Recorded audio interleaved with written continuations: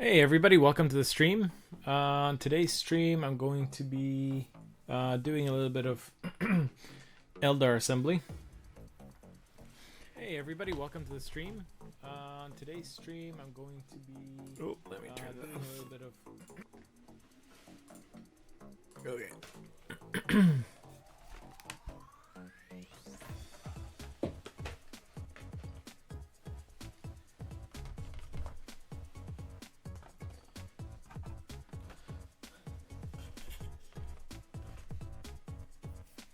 Hey everybody, welcome to the stream. In today's stream, I'm going to be doing a bit of assembly of the Start Collecting Dark Eldar set that I picked up fairly recently, and I want to start putting together so I can get them painted out.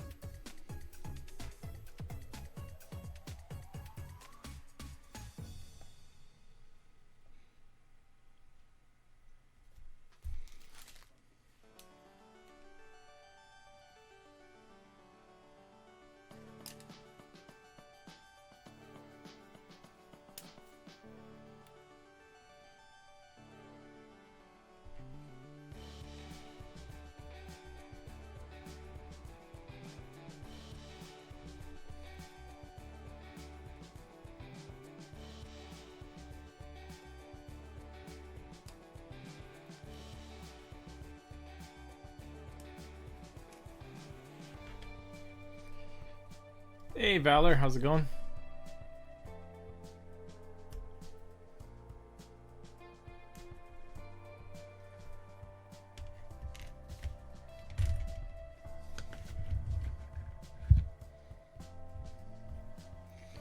Yeah, they are. I was just reading through the codex and stuff, trying to figure out how to build them out, because I have absolutely no idea. So I was just kind of going through it and figuring out what the different weapon options are, and then how I can build them out.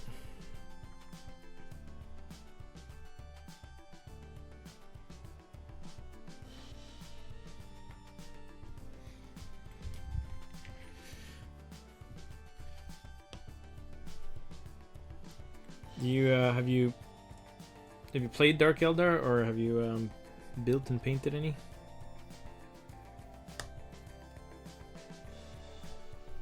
Five, 15.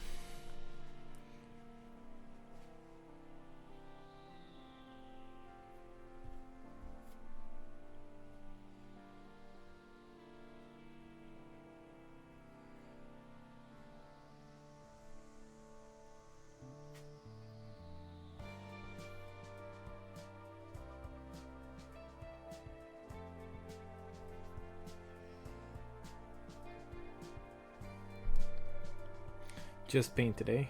1, 2, 3, 4, 5, 6, 7, 8, 9, 10. Trying to figure out if they give any extra with the top bodies, or is it just looks like it's just 10. So it doesn't really matter which one I pick.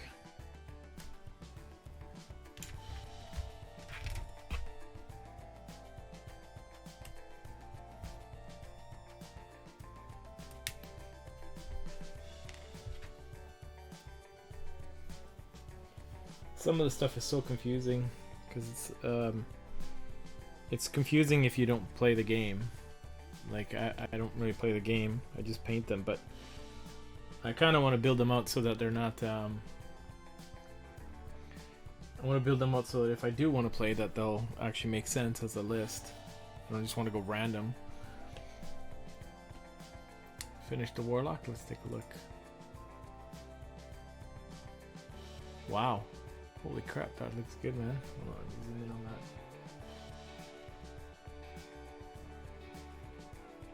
that. Looking nice, man.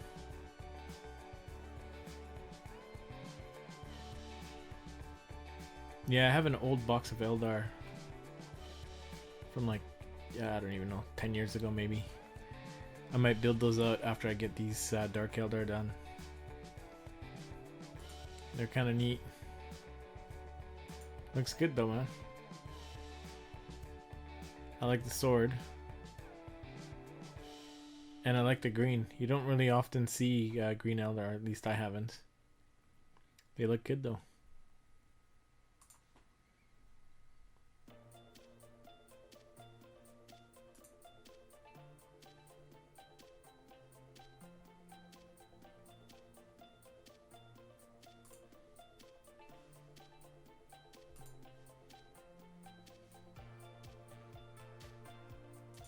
That's the Dark Eldar, nice. Let me see if I can zoom in on that one too. Yeah, that's kind of that's similar color scheme I've been thinking of going with is obviously the dark black and then blue highlights instead of the green, the typical green. They look great, man. Yeah, it's just like for me, I was just trying to figure out which weapons and stuff to put on them.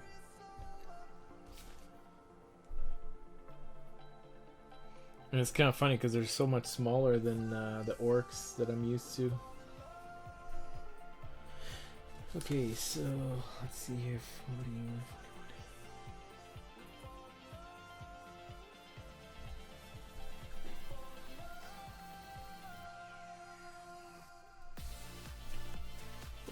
41. A.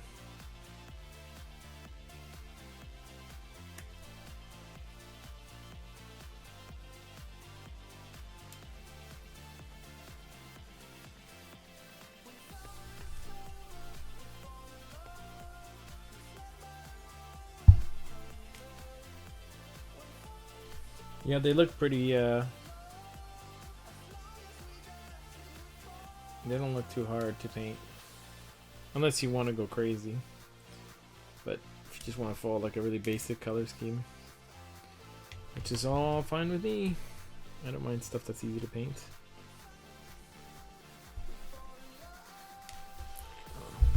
Let's see here. So I've got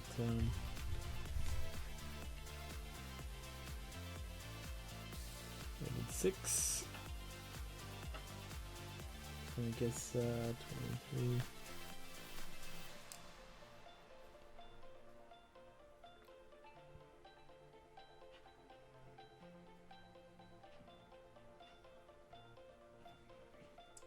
I guess I have to pick one of these. Yeah, I'll go with this one. Why not?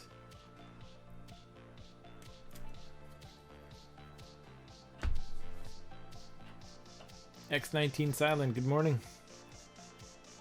Nerd Delicious, how's it going?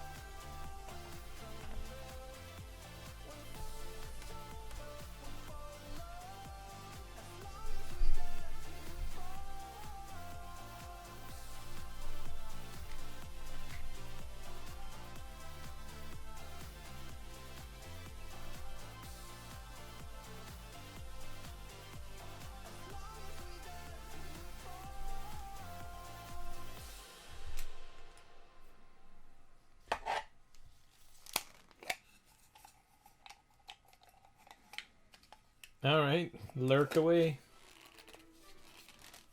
I often do that on streams. When I'm working on something, I'll just turn on a stream and go into lurk mode while I work on it.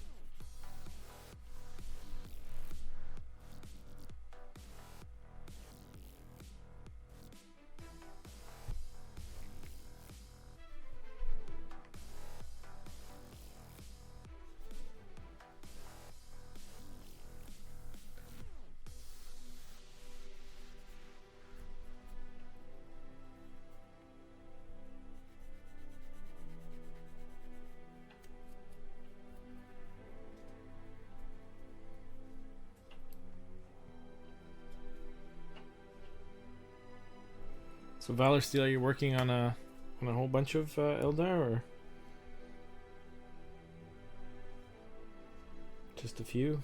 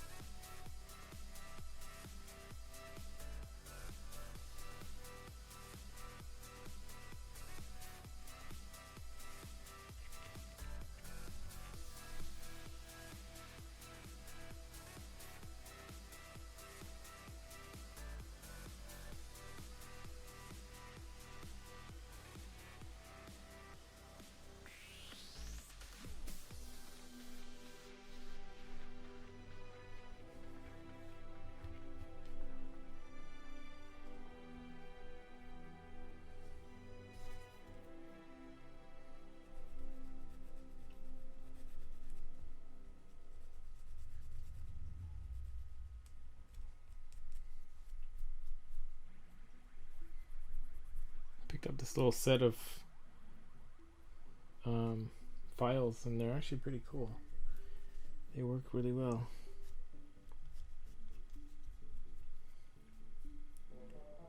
Getting rid of like the little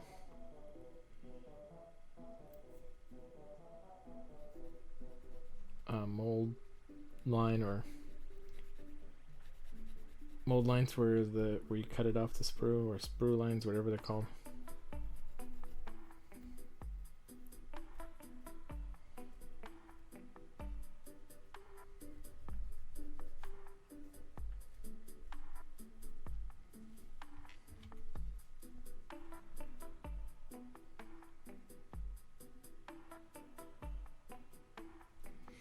I hear you, man. I just spent a month painting orc boys, so I know what you mean. I actually enjoyed it though. It was kind of fun. But I want to take a break from orcs for a while.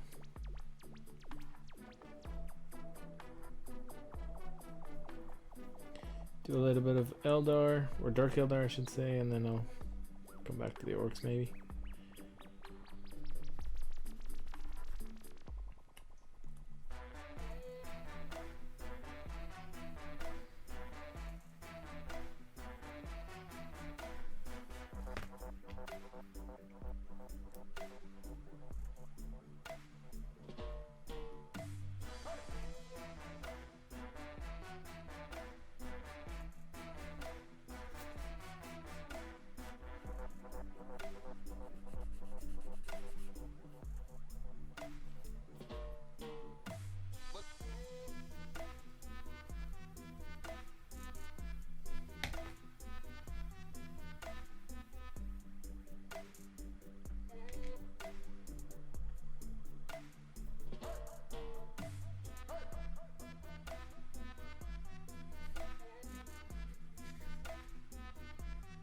I have a whole bunch of armies started, but I haven't added up their points or anything like that.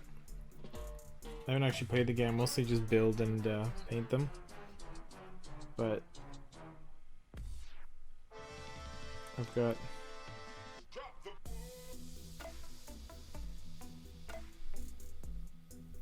about,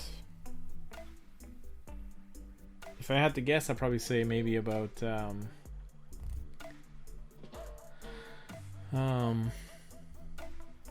maybe 2,000 or 3,000 points of orcs, maybe a couple thousand points of blood angels.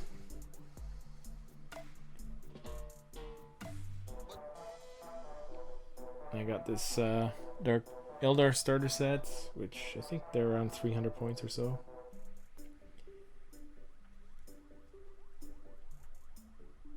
And then I just picked up that Death Mask set yesterday, which has the Harlequins in it.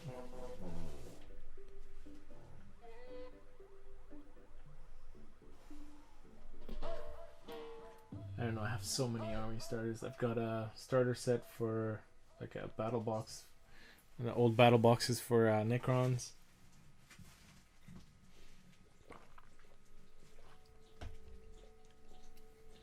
I got some Chaos Space Marines. Man, I don't know. Tau. I got a Lizardmen army for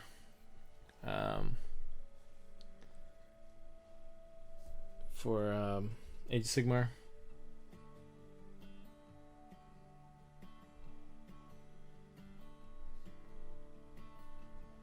You didn't like painting the Eldar? I'm hoping that the Dark Eldar will be a little bit or more fun.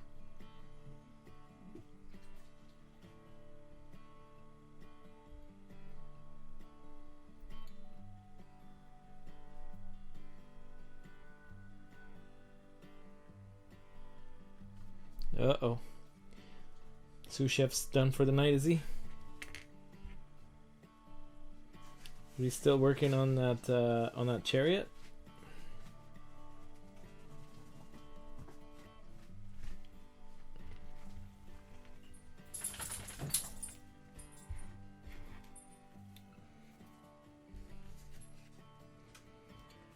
Alright, which head do I want to give the first guy here? I think I'm going to go for this one here.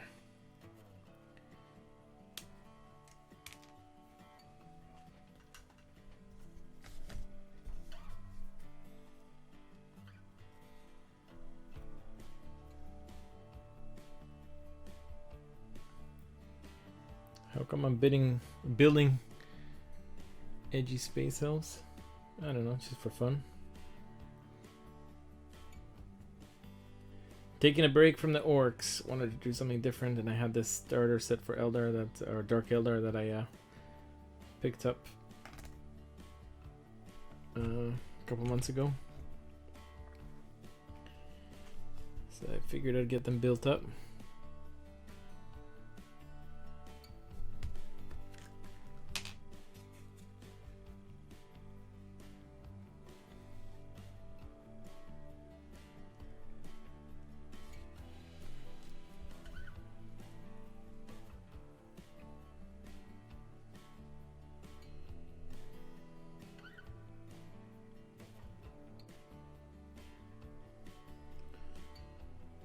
Oh man, I shouldn't have done that.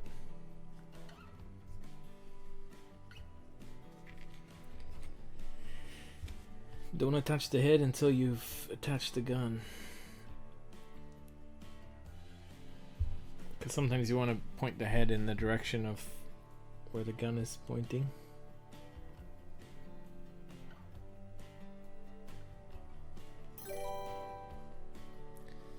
Hey, sous chef. Thank you for the host, buddy.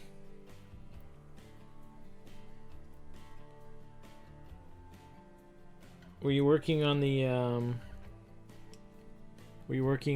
chariots today?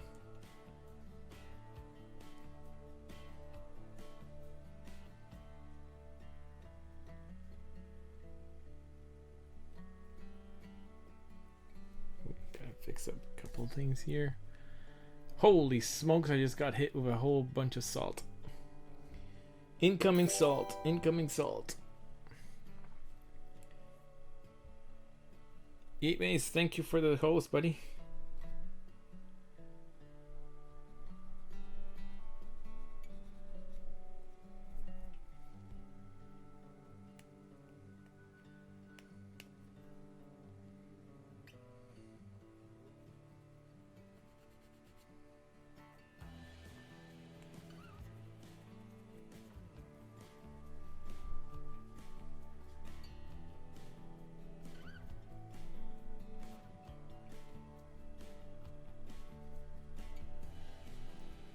Welcome everybody from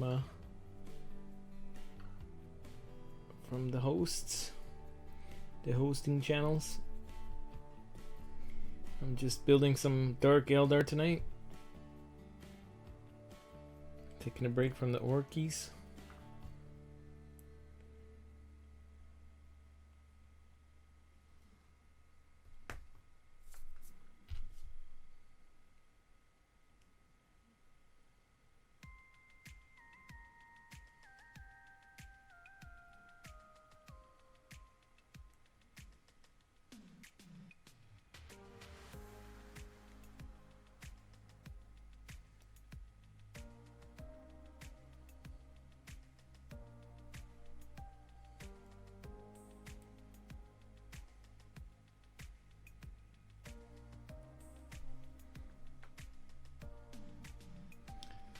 Alright, Sous Chef. Go for it. Lurk away, buddy.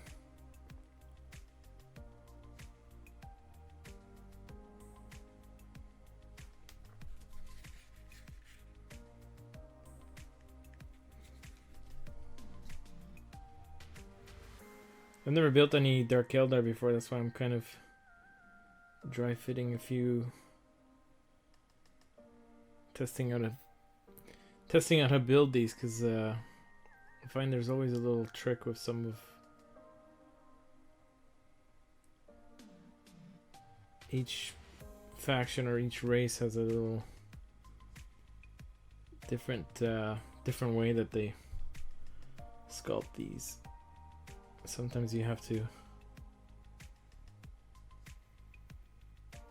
glue one arm at a time, and sometimes it's like you have to do both at the same time, which is kind of tricky. This doesn't seem that difficult though.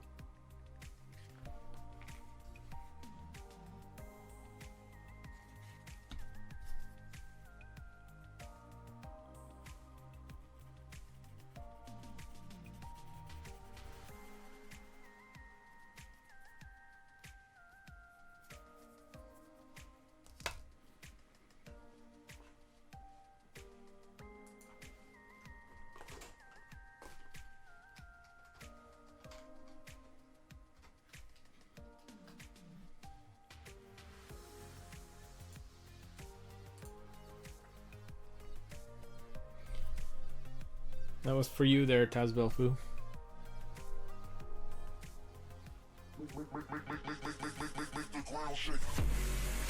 Dizzard? Welcome to the stream. Thanks for the follow, buddy.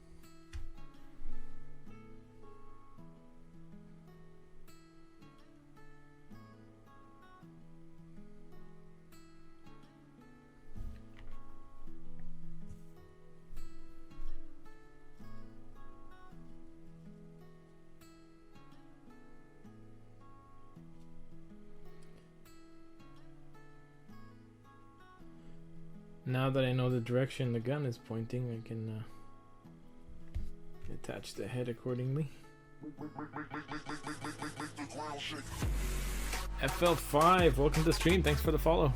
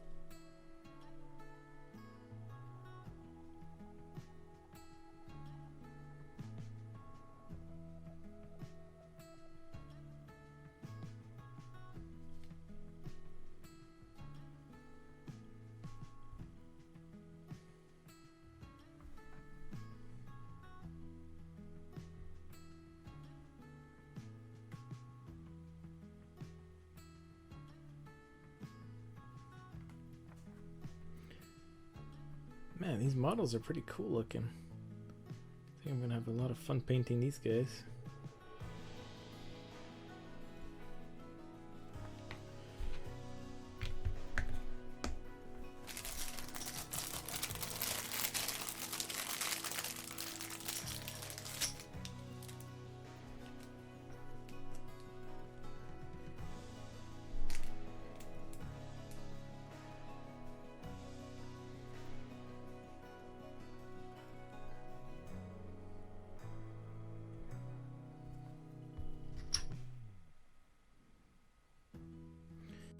Now for these ones, I'm not going to actually attach them to the base because I kind of want to design some custom bases for them.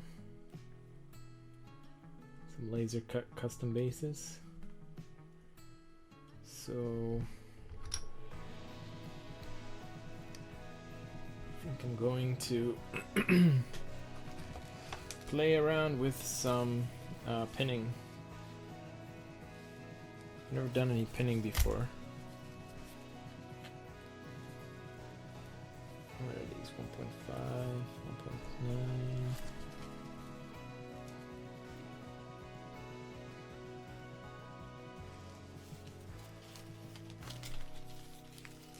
I've never done any painting on a pinned model before, but I want to try it out.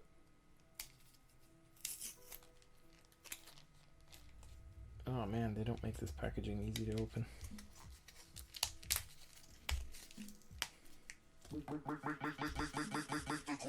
Richter Scale Studios, welcome to the stream. Thanks for the follow.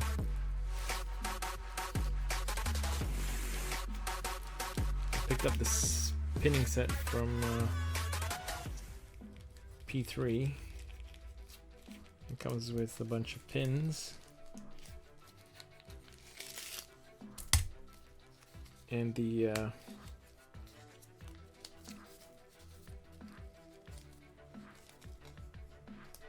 drill bits you need for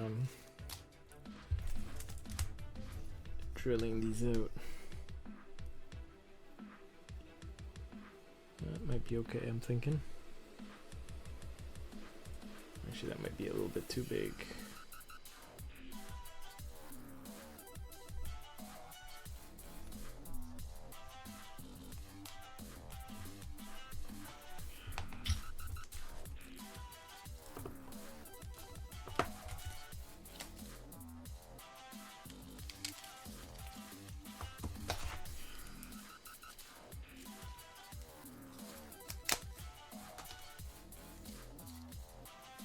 Yeah, I've got a bunch of paper clips in the other room, but I just wanted to try these out.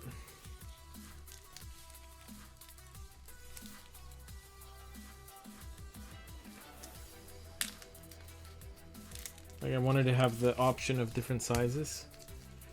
Figure out which would be the best size for... I would imagine, I think paper clips would be similar to about this thickness here. Which is what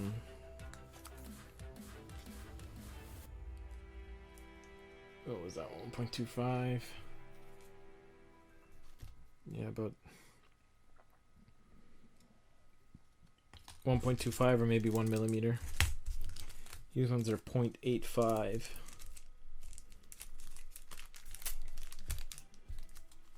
think these might be a little bit better for the tiny tiny feet that these Eldar have.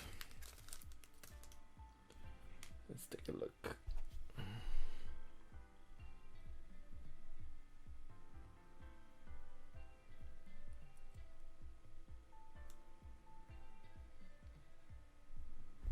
Yeah, I think that might work. I'll try this one first.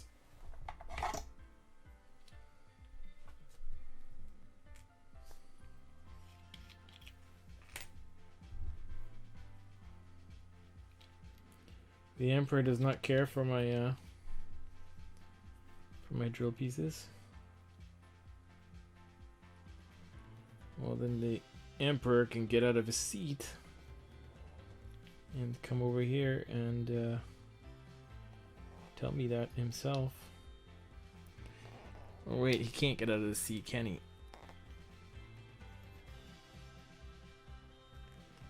Actually, I think I have to switch this out.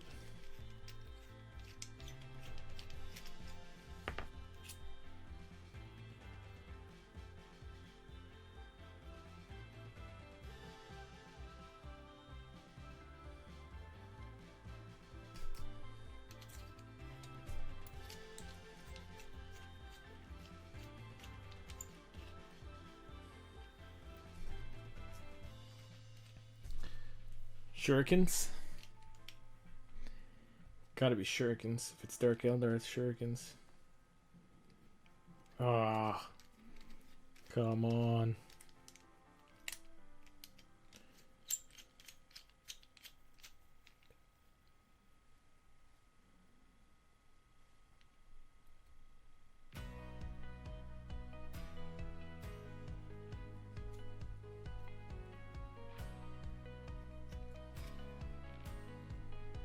Sure, why not? Fictional people are just as fun.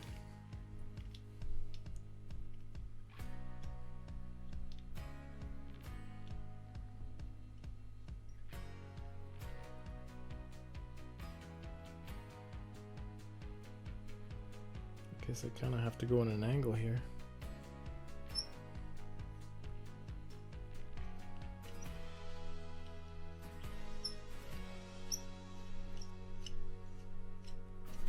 I've never done this with my models before, so there's a very high chance that I might screw it up here.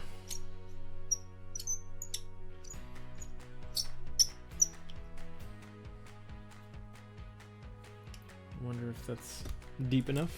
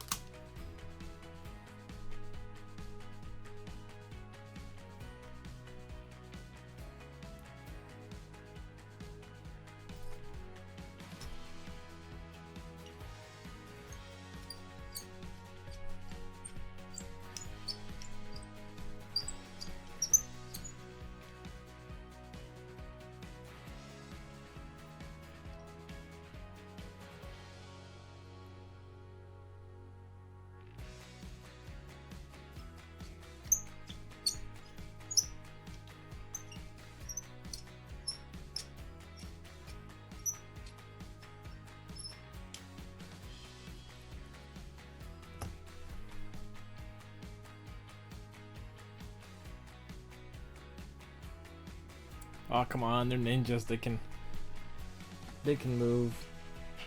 You can't stop them from moving just by drilling them into their ankle a little bit.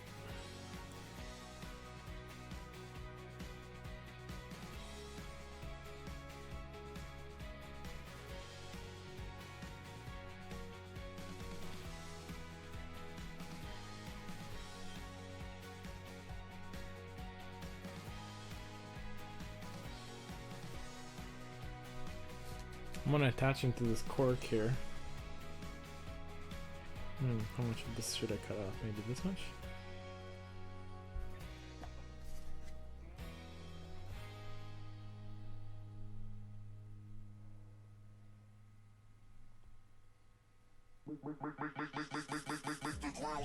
Thanks for the follow, Nerdalicious.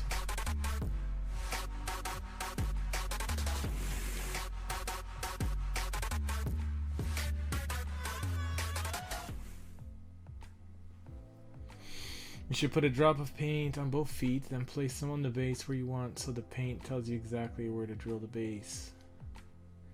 The only challenge is I'm not going to be actually attaching them to the base. Or not directly onto the base. What I want to do is I want to design like a custom base insert, something similar to this. Except this one is not for Dark Eldar. I'm going to design one that's going to have some Dark Eldar symbology on it. So, but I don't have the bases designed yet, so I can't really do what you're saying. But that's a cool idea, though. Like to just drop a bit of paint, stick them on, so then you can get the exact positioning of the feet, and then you know where to drill the hole, right?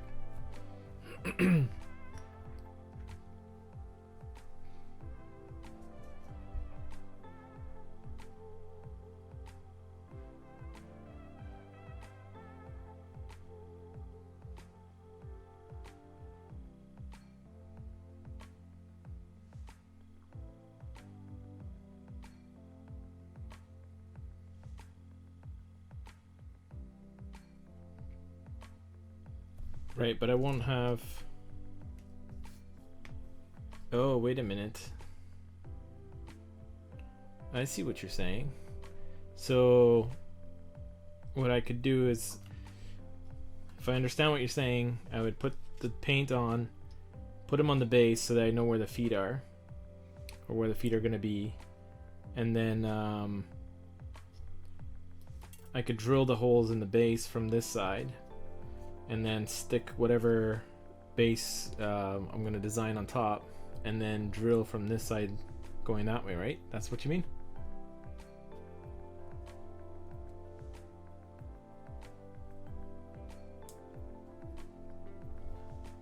That's a good idea. I hope I'm understanding what you're saying, Shadzar.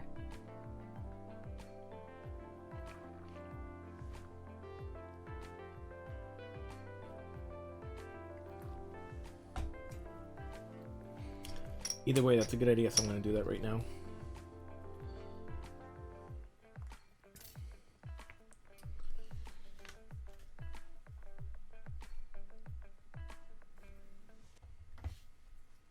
I shall use yellow.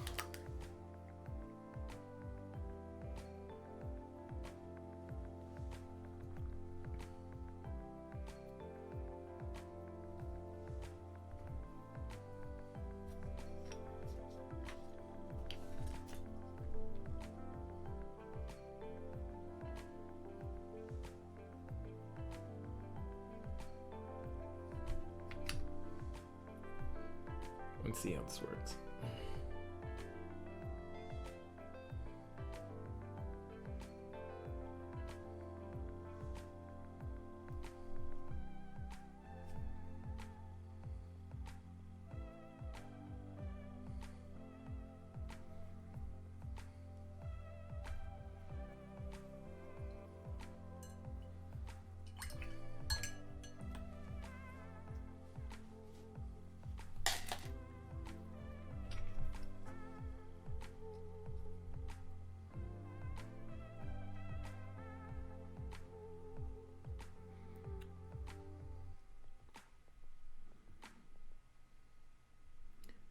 Something like that.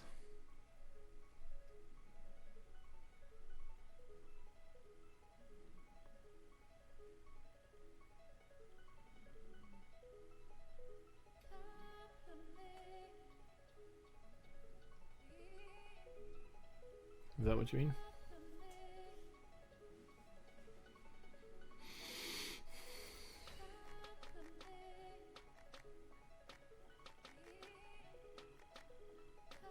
Although I think on the final base, I would just where the I would probably just end up drilling one hole.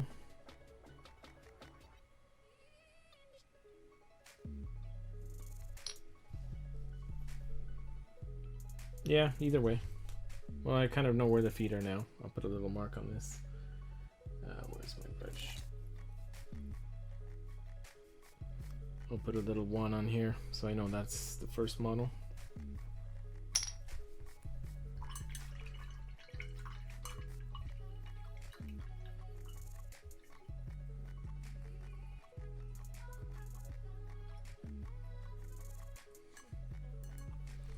Cool, man. That's a good little tip.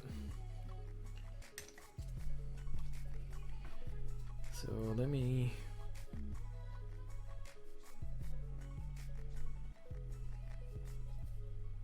I don't know, maybe that much? Sure, why not? Whatever.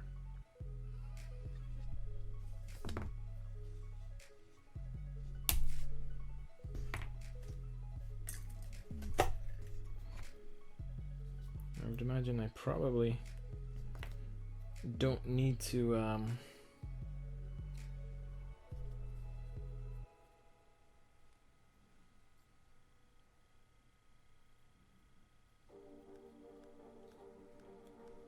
do I need to drill into the cork? Probably. Easier.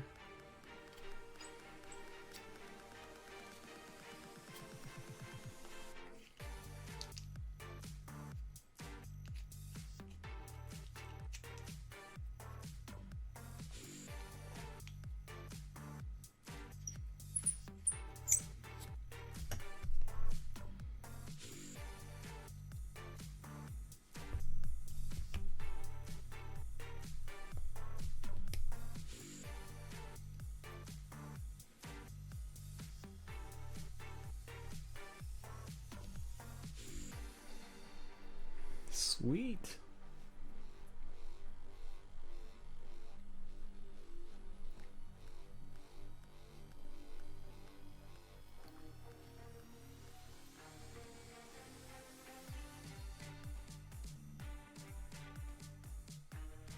Another way is to drill both feet out, poster tack on the base,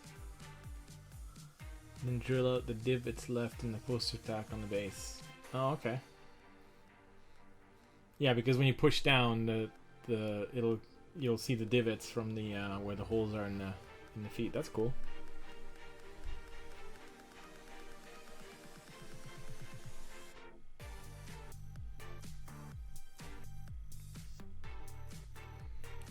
Do you guys usually glue the mini to the pin, like while you're painting it? It seems to be staying on pretty well without having to glue. But then if I don't know if I'm gonna be, oh, should be fine, I think.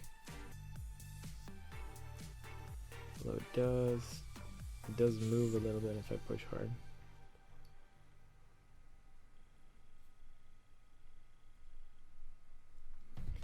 Well, I'll leave it for now. Maybe I can put a little dab of glue if it starts to move around on me.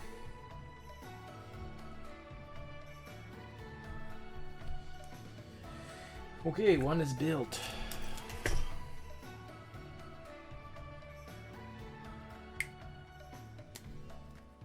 Oh, you do glue it? Cool.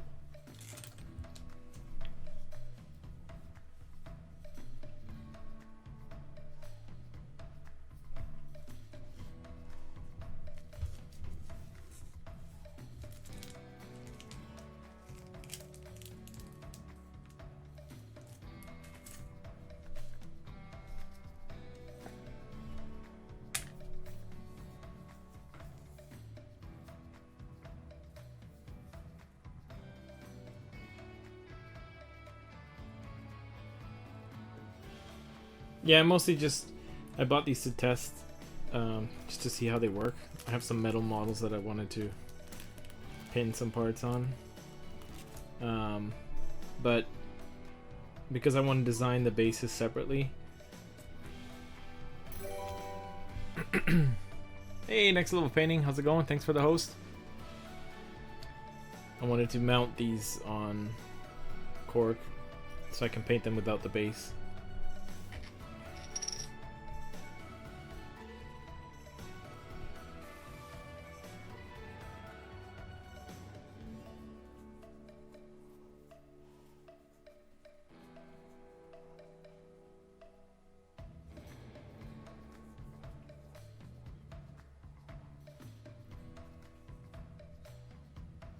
Yeah, I've never had to pin stuff before. Although some of the pewter or the metal minis that I have, they kind of, I think they kind of do need some pinning.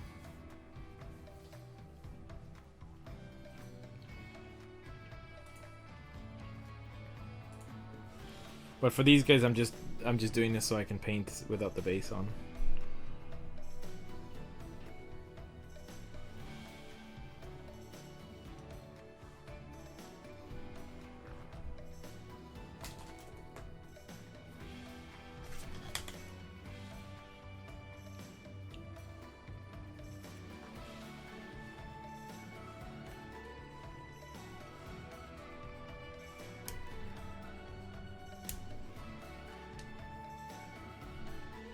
That tree lord you're painting is looking pretty sweet there.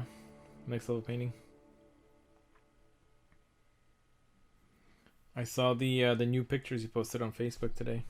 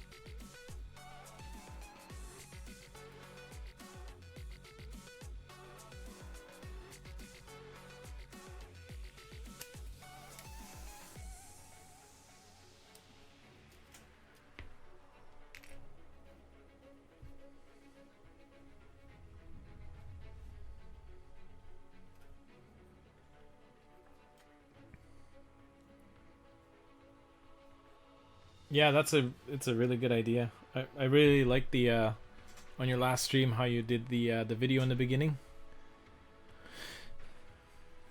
because it like you get to see more in a shorter period of time, but you can still kind of I mean you still narrate it live and people can still ask questions, and so it's kind of cool.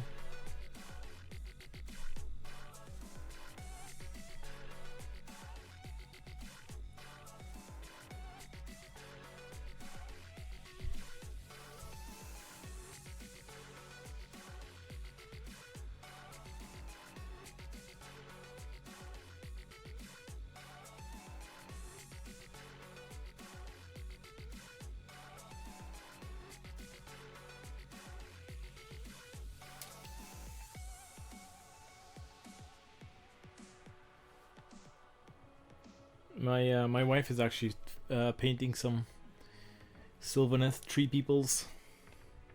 Not the big one you're painting, but she's starting off with the little ones. She just finished. Well, it's not finished yet, but she's painted her first 3 minis ever.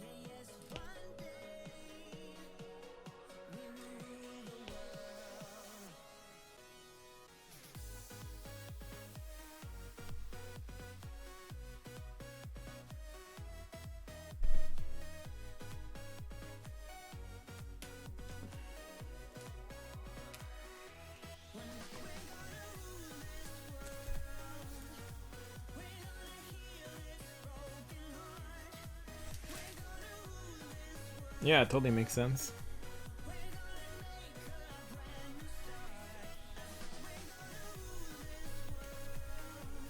And I think also for airbrushing, it's kind of cool to see the progress faster, like on the video.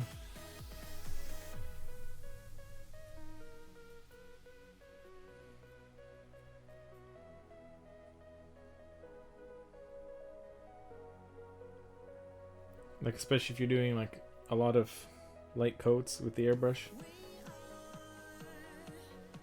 When you have it on the video and you kind of time lapse, or you kind of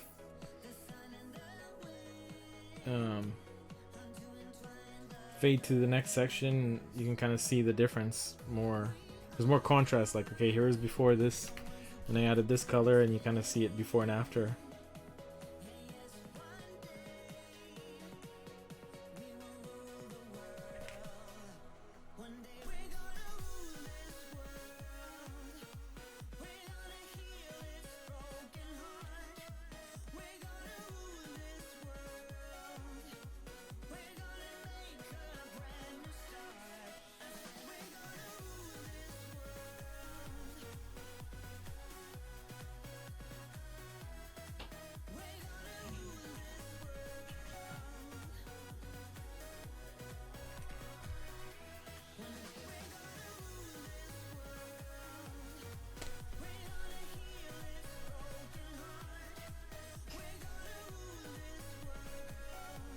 Yep.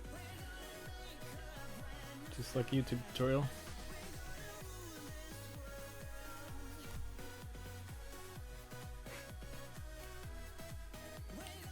It's actually kind of cool too, because you're it's not, I haven't seen many people on Twitch doing that. Like a lot of people who are on Twitch are just Twitch streamers, and then a lot of YouTubers are just on YouTube, but it's kind of cool to combine the best of both worlds, where you can like show the YouTube style tutorial which goes a little bit faster, but then you're also live narrating it, and then there's also the live comments that people can, you know, Q&A afterwards or whatever, which is awesome. Because with YouTube, you can't basically ask questions and get answers right away. You can ask a question and by leaving a comment, but sometimes it takes weeks to get an answer back, or a couple days or whatever.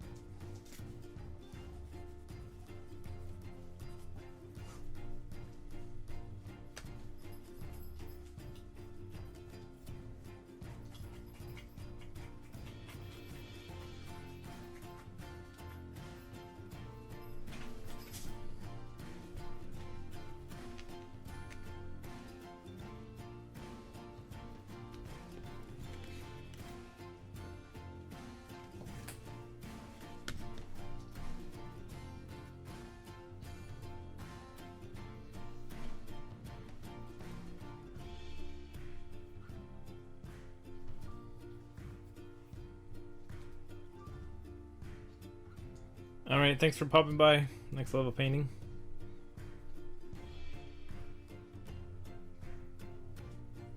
Get some sleep.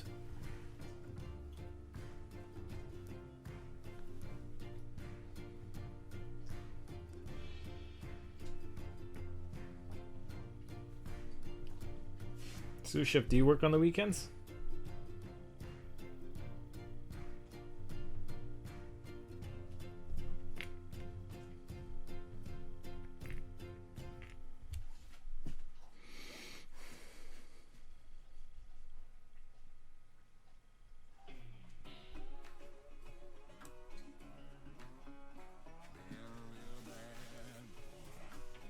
Mark, do you have to go to work tomorrow?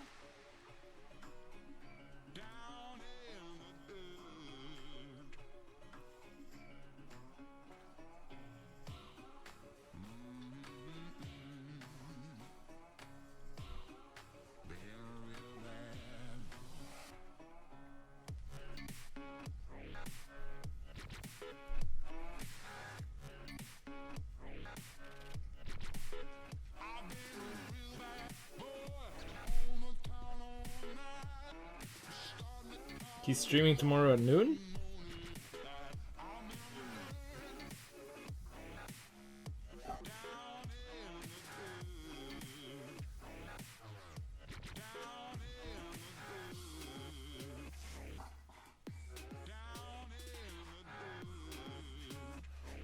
Oh, midnight.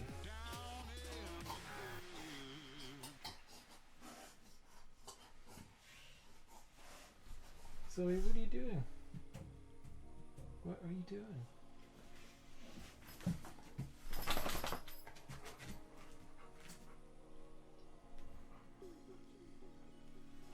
Go lay down. My dog is being a goof behind me. Yeah, I would imagine he probably weekends are probably the busiest at his work.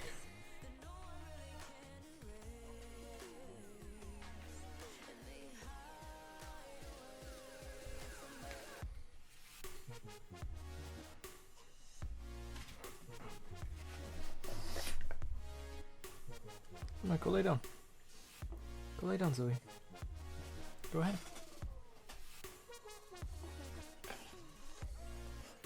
No. Go lay down. What, you wanna get in there? Go.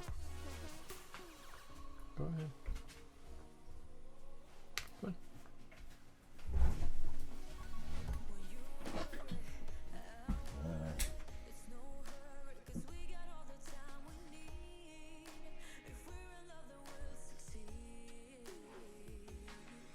My dog likes to lie underneath the table that I work at.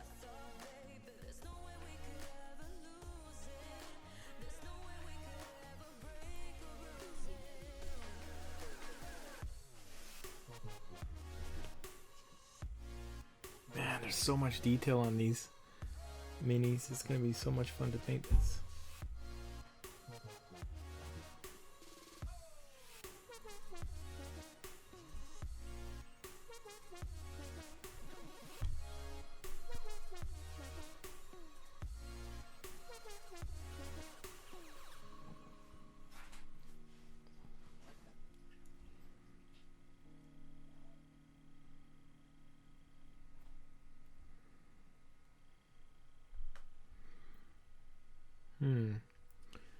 Wonder if I should make him facing the way the gun is pointing, or kind of like that. This gun has this little hook thing. It's kind of getting in the way though. Now I'll just do facing the same way as the point, same way as the gun points because of this little hook thing there.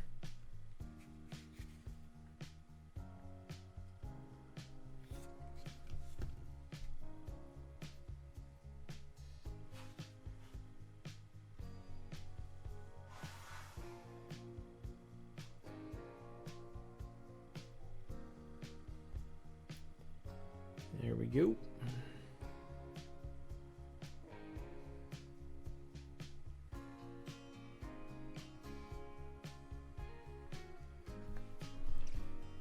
Drill out this guy's ankle as well.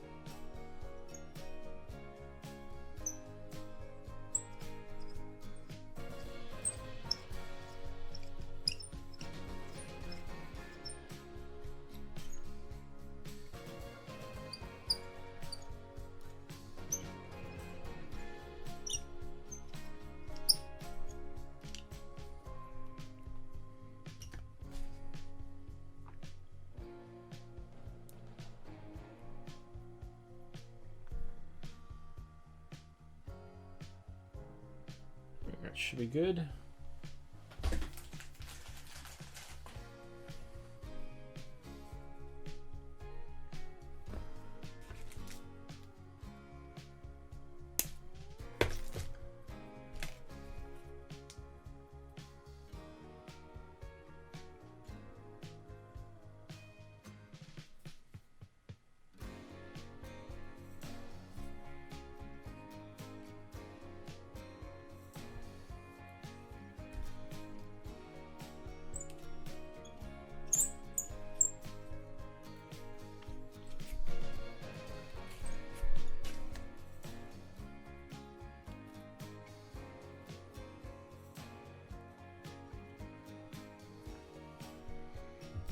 There we go, we've got 2 of them down now.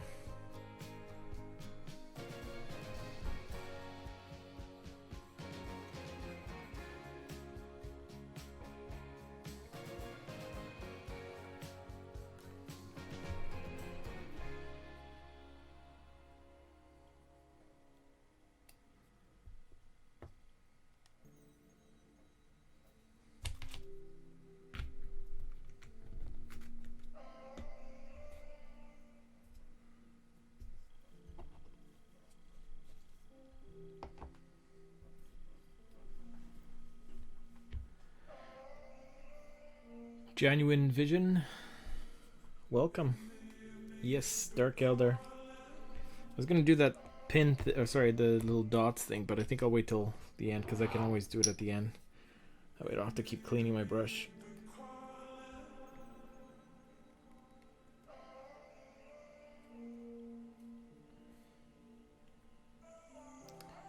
I'm just building these Dark Eldar out and getting them ready for painting.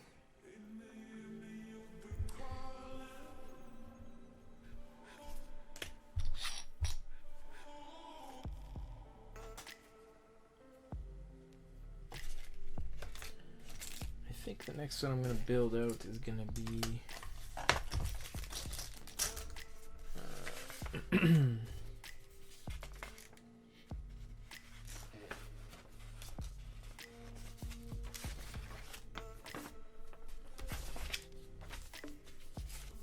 I'm gonna build out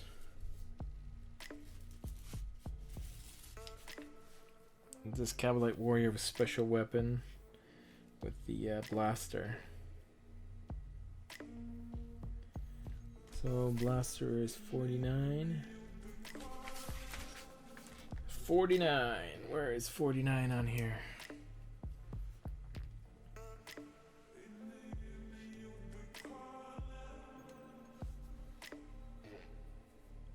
And there it is.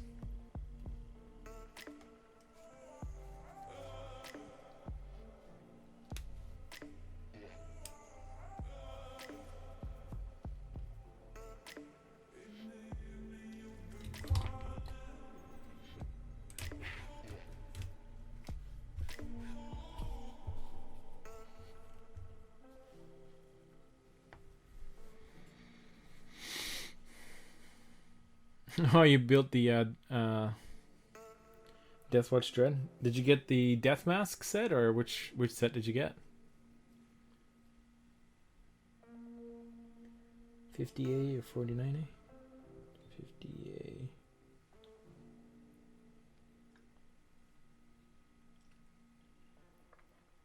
$49A, where are you? 49A.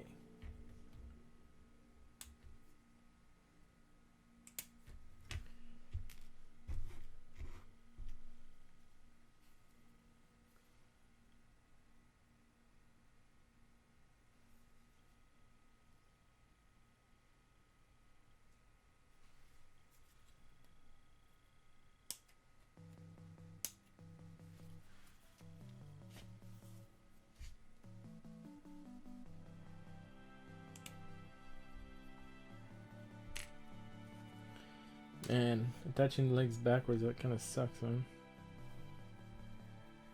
Were you able to fix it? No kidding, eh? It's funny because I went to my gaming store, and the guy there was telling me and my buddy how good of a deal that set was. And we kind of looked at it, and I was thinking about getting into Harlequins, so I was like considering it. But I don't know. I was kind of like, I don't know if I want to get those just yet. I have these Dark Eldar that I still have to build out. But then I came home and I did like, I added up all the pieces, like all the minis that you get in there and what it would cost me. Like if I wait a couple months and pick up, if I just get Harlequins later on, once that set's not available anymore. And I added up that, and I added up the Deathwatch, and then of course in Canadian prices, because I'm in Canada, it came out to something like between like 420 to 450 bucks Canadian for all the minis in there if I bought them separately. And the set was something like what, 160 or something? Just insane how wicked of a deal they give on that set. So I went back to the store and I bought it. I think and my buddy bought one too, so I think we bought like the last two that they had. I mean, just it's worth it even if you're just buying it for the Harlequins or the Space Marines.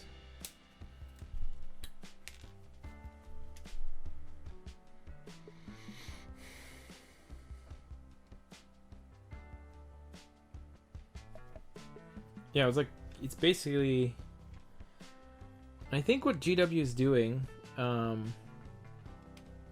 think they're kind of like, it's actually not that easy to compare if you don't really know too much about the game. They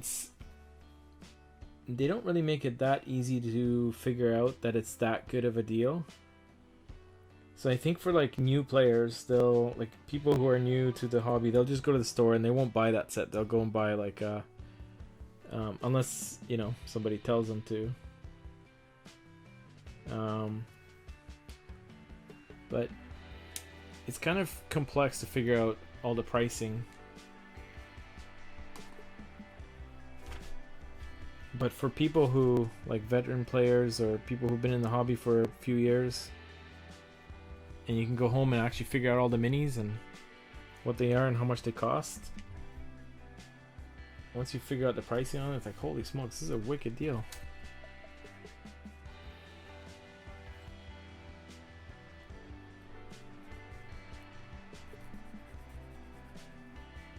Like, it's totally worth it even if all you do is just get it for one of the two factions.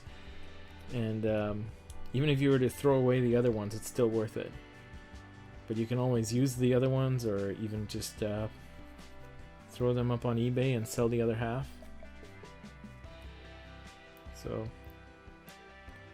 definitely picked one up.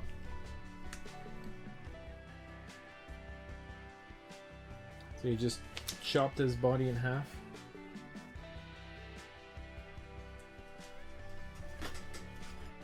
That's a good idea, actually.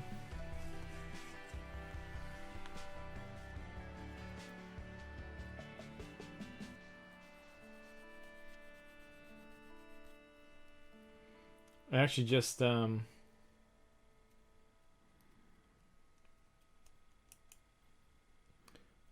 picked up one of those saws the other day. It's somewhere here. I've never had one of those saws before, and I saw it at they brought a few extra things in at my local store, like these files. So I picked up the saw, I picked up these files. They're actually pretty good.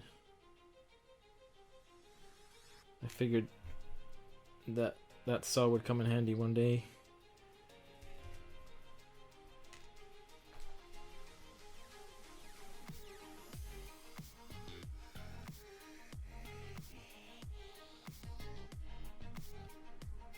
Deathwatch Overkill. I'm trying to remember what that one was. Deathwatch Overkill. Was that the one that was like a board game? It was Deathwatch. Oh, I gotta quickly look this up. Because they've been releasing so many of these things now where it's like a half board game, half...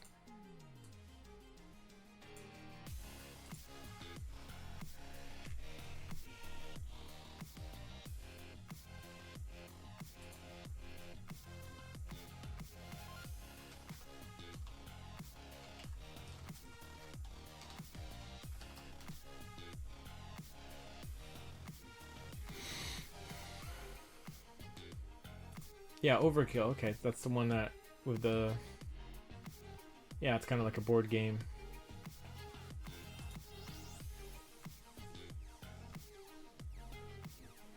Yeah.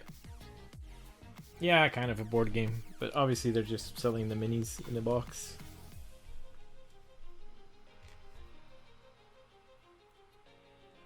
That one I have not picked up yet.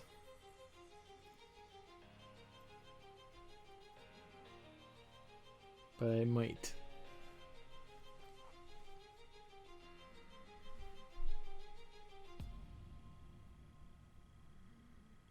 Yeah, I know which set you're talking about, Shadzar. My younger brother picked up that set.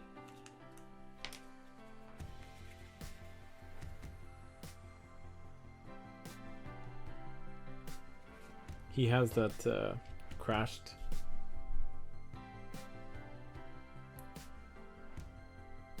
ship and all the little terrain pieces and stuff.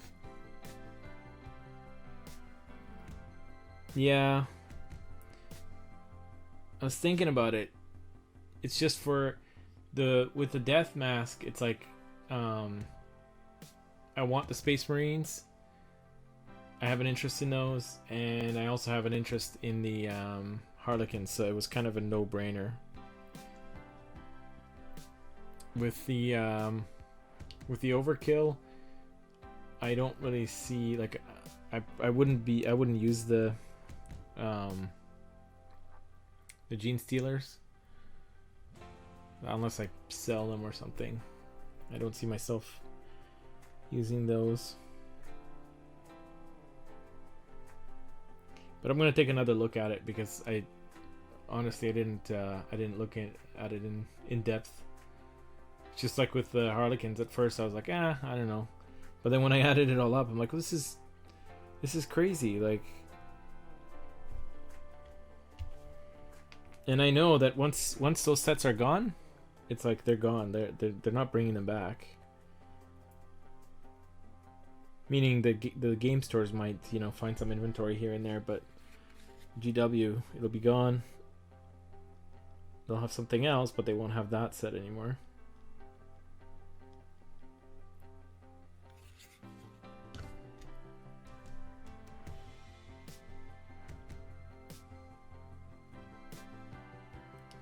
Yeah. I wasn't too sure about the Deathwatch stuff. Like, that's pretty much why I didn't pick up the Overkill, because I was like, I don't know. Deathwatch, they're alright. They look pretty cool, but... And then they came out with the new ones, the ones that came in the Death Mask, and they look even nicer. I'm like, Deathwatch stuff is actually pretty cool. And then the new releases that just came out like this week or whatever with with that new ship they have and everything. It's like, man, those look awesome. So I don't know. I might have to pick that one up as well. Especially since I know that if I buy it, if I don't use it, I can always throw it up on eBay and sell it, because in a couple months it won't be available anymore and people will still want it. So I'll probably be able to sell it for at least what I paid for it and probably more. I also picked up a couple of, or a set of the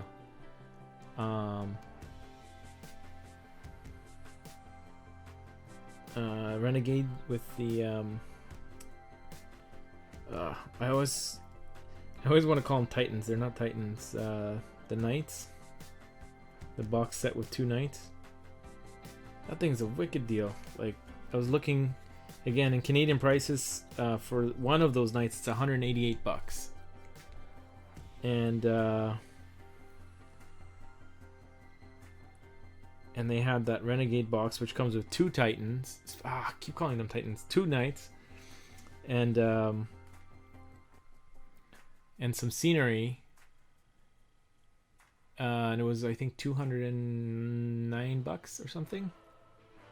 So basically, like $20 more, and you get a second Titan, which is almost, you know, let's say the scenery is worth $20, which it's probably worth a bit more than that. But let's just say it was $20. Then you're getting the second. I keep calling it a Titan. It's not a Titan. You get the second Knight for free, which is cool. So I picked up one of those as well, because they're already sold out on the GW site, and it's just a matter of time before they sell out at my store.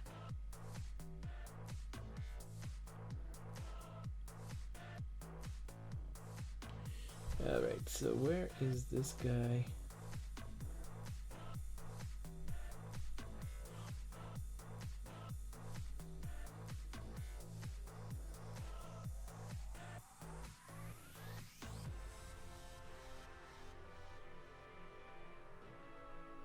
It's gotta be right there. Right? It's gotta be where he puts his hand, because that fits perfectly.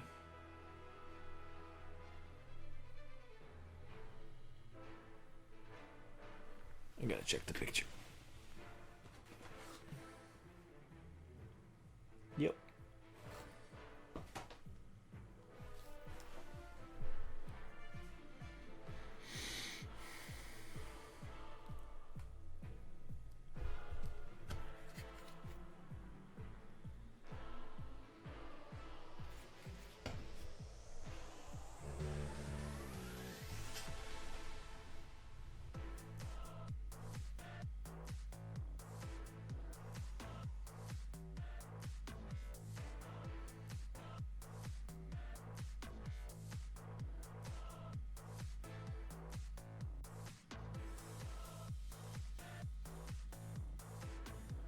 Come on, stay.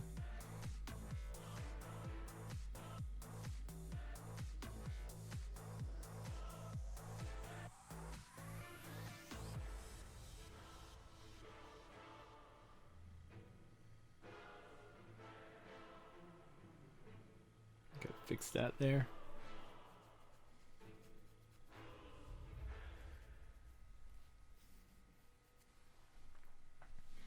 What song is this? Aw, dude, I missed it. It's a part of my playlist, but let's see if I can find it again. Is it this one? Nope. Nope. Maybe this one? Nope.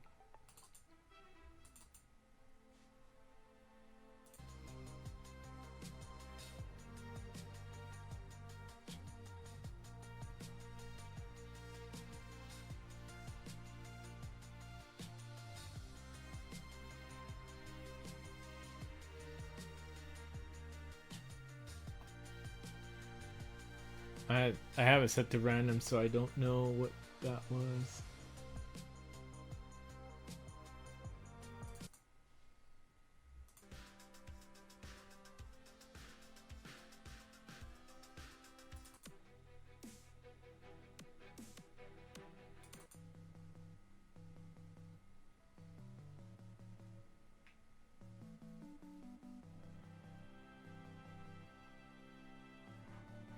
Sorry, man, I missed it. It switched right before. This one?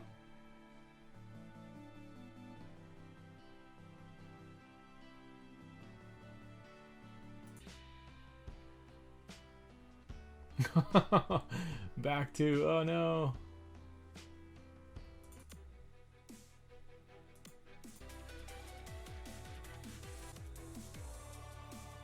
This one?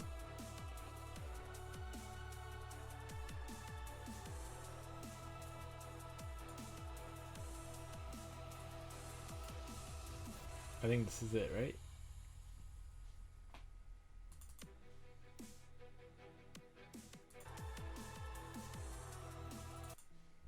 Or was it this one?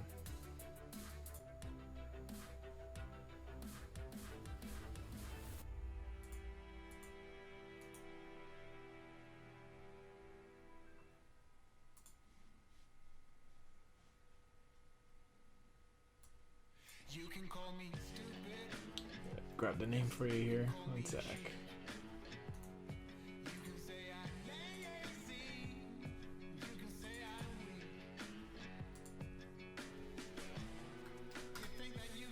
That's the it's either that one or Battlecry 1. I do not have it. It's not an actual, these are actual like songs that I have on my computer. It's not like a YouTube playlist or anything. This is some royalty-free music that I bought rights to because I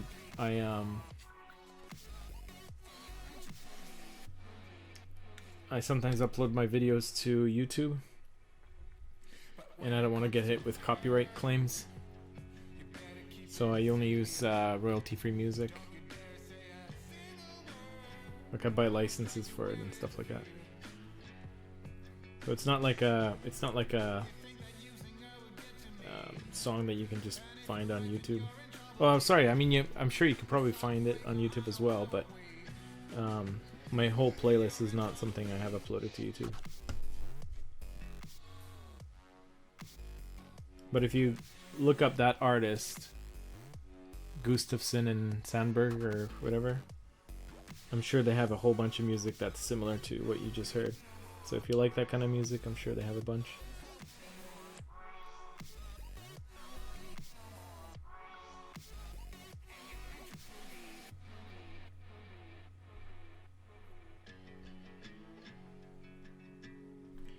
Alright, let's get the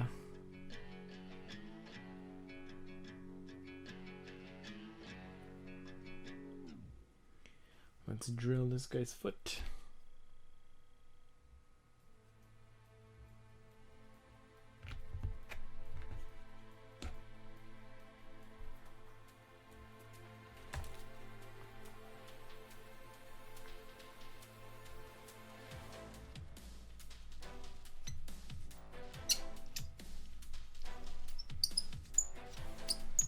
Yeah, you can. Or what's that other one? Shazam or something? It's like a cell phone app that you can let it listen to this song.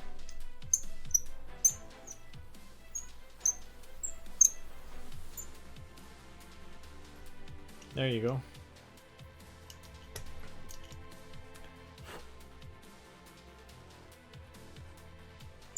So what did you search for? Just the Battle Cry or Gustafsson and Sandberg?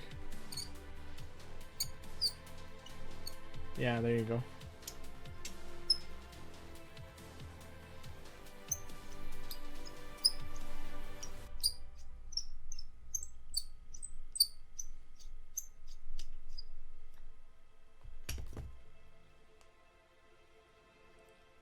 I think that should be far enough. Don't want to go too far. Now, where did that other piece of... Yes.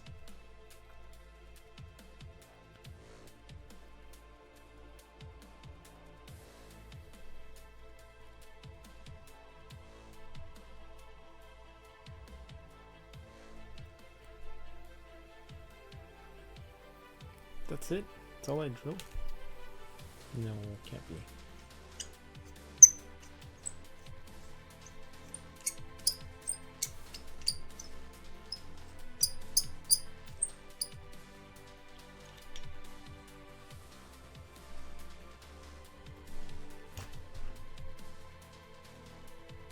Thrill Seeker? Okay, let's see if I can find that one here. Ah. There we go.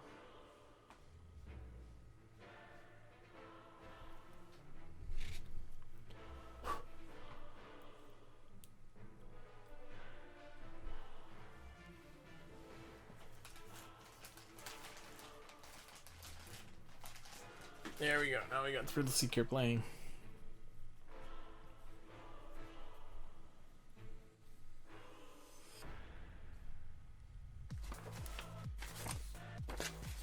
This is my favorite part. How it like cuts in and out with the vocals.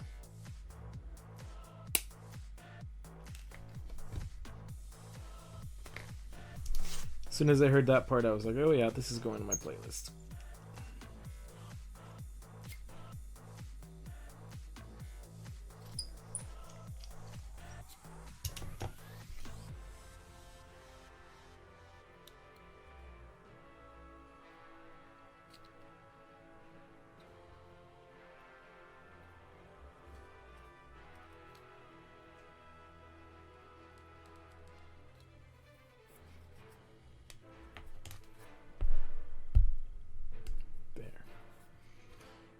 Better.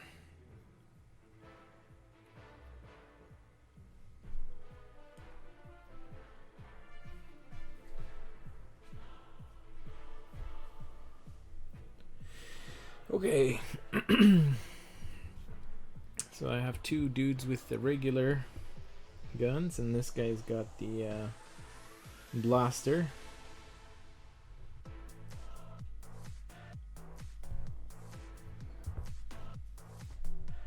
I think the next one I'm going to build out is the Sybarite.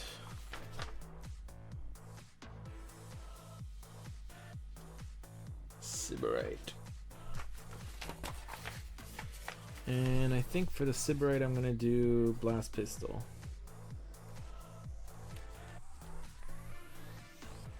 And the Agonizer, because that just looks cooler.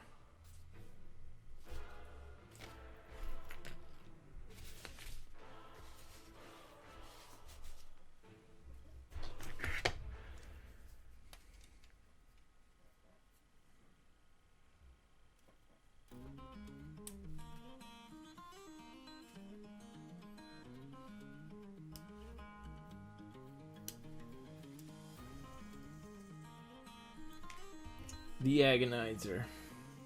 What a sweet looking weapon. Alright. And then the Blast Pistol is 58.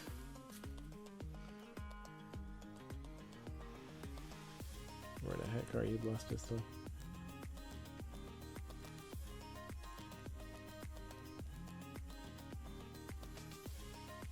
Right here.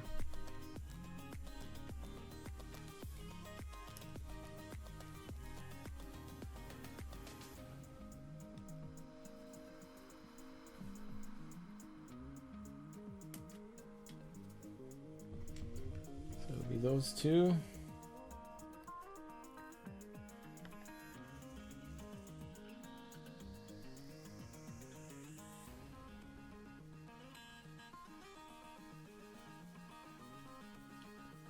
I think for the legs, I'll go for this one.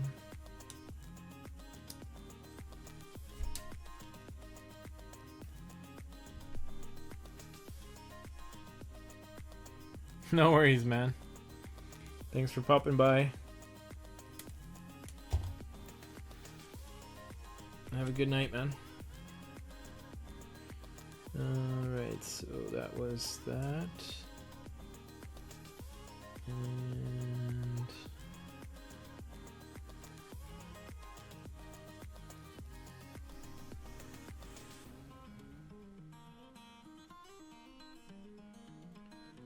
I'll go with this one.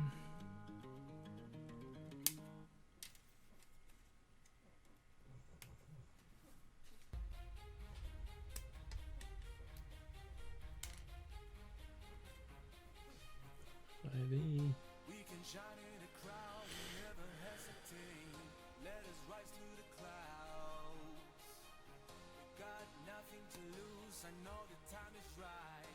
Let us light up the fuse. And I know, and I know, and I know, and I know we're perfect, you and I. And I don't, and I don't, and I don't, and I don't giving up without a fight. What I feel, I know it's right. Let us detonate tonight. Alright, so for this one, let's see which.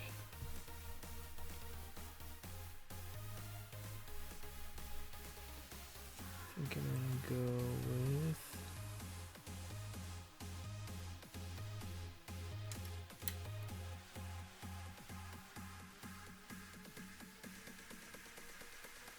Let us detonate tonight.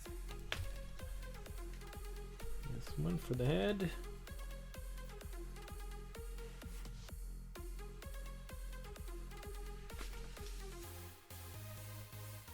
Let us detonate tonight.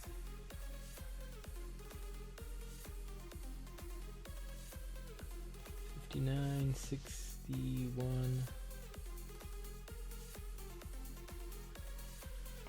Torso back 25.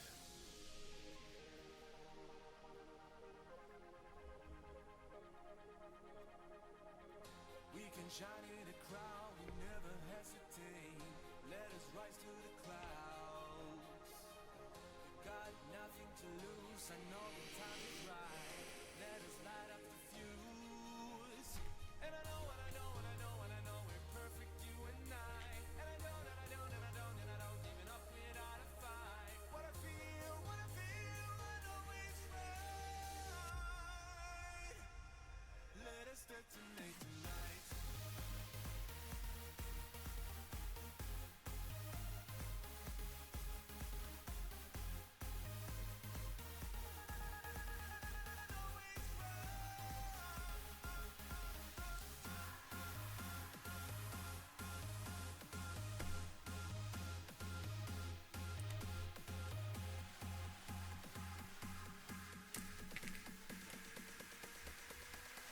I think that's all the pieces.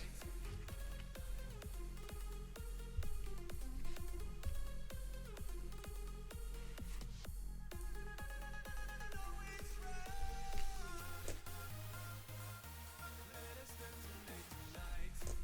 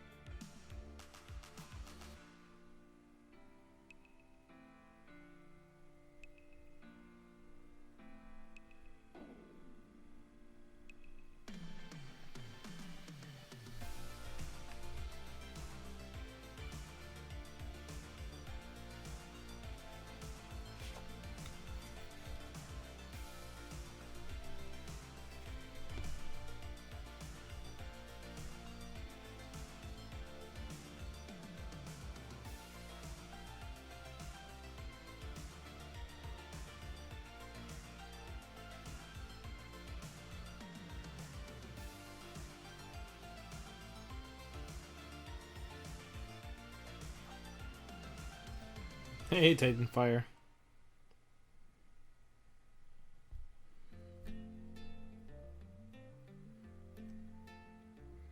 Yeah, everyone's quiet.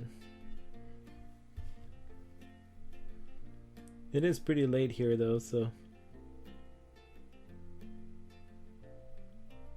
I guess depends. If people are tuning in North America, it's pretty late. But in Europe and Australia, I guess it's morning time. Now, do I want her? Yes, I want her looking straight at the tip of the whip.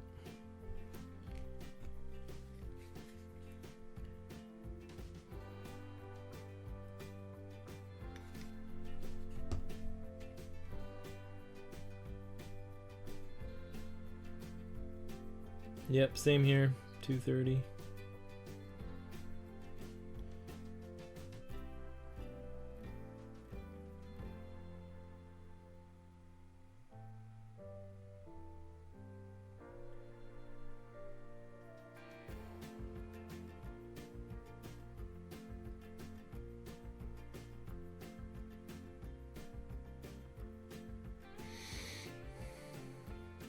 Mid-evening.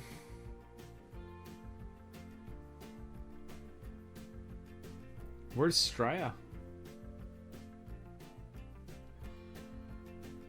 11:30. Niths. You guys are already tomorrow.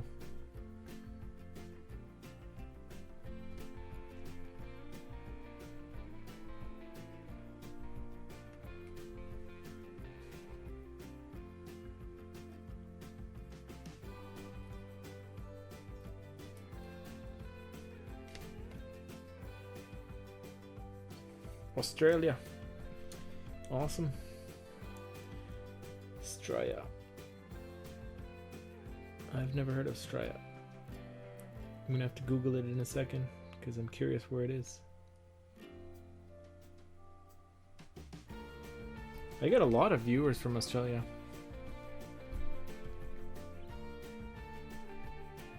Probably because I stream so late.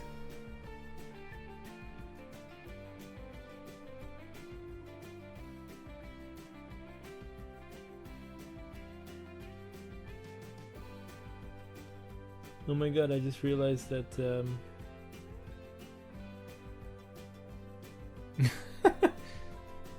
I just realized that Straya is short for Australia right before you wrote that.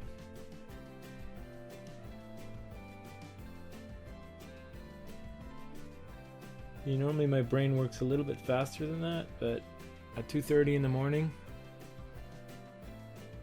I'm really trying to concentrate not gluing my fingers together, so about 96% of my brain power is going to the gluing part.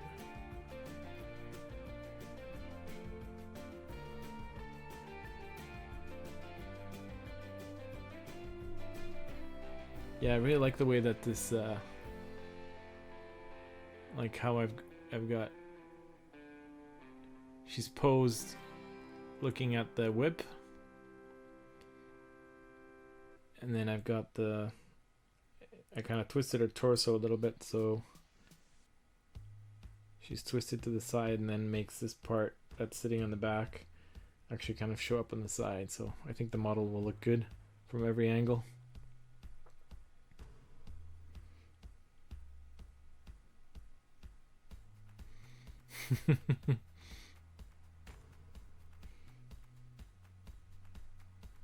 See, maybe if I said it with an accent, then I probably would have figured out that it means Australia. But I read it like Straya.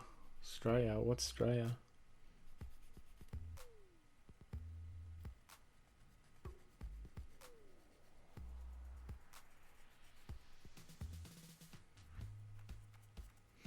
Okay, let's start drilling.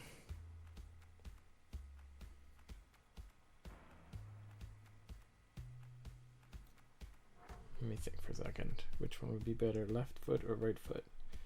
Probably this one.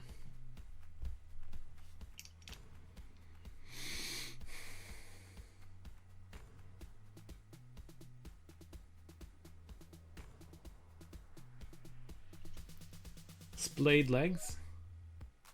What does splayed mean? What do you mean by splayed? Like the way that they're spread apart like that?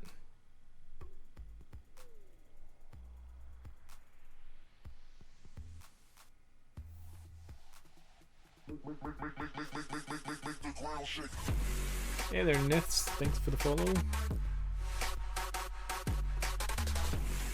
You're referring to the stance that she's in?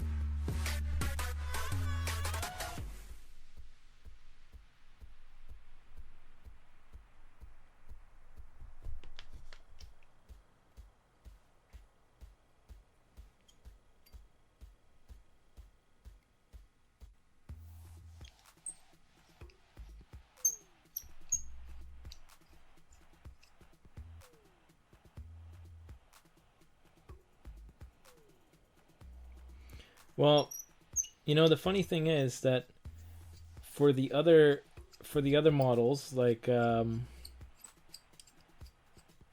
Space Marines and stuff like that, yeah, I agree. They kind of look a little bit strange. However, for Dark Eldar,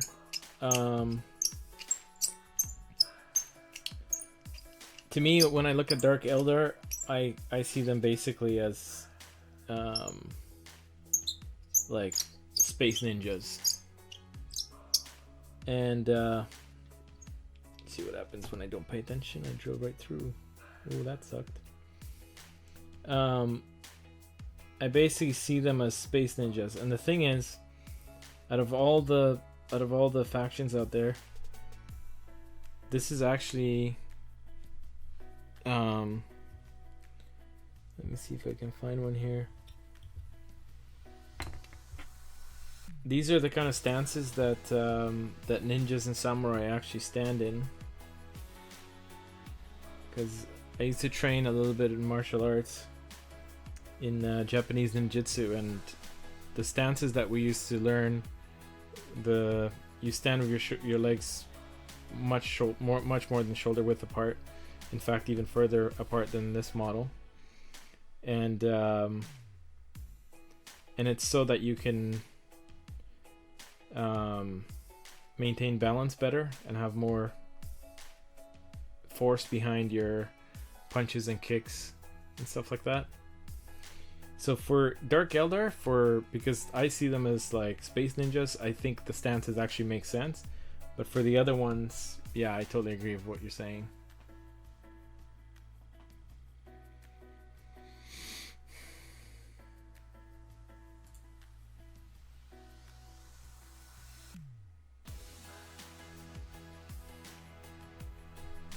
Yeah, I'll show you something.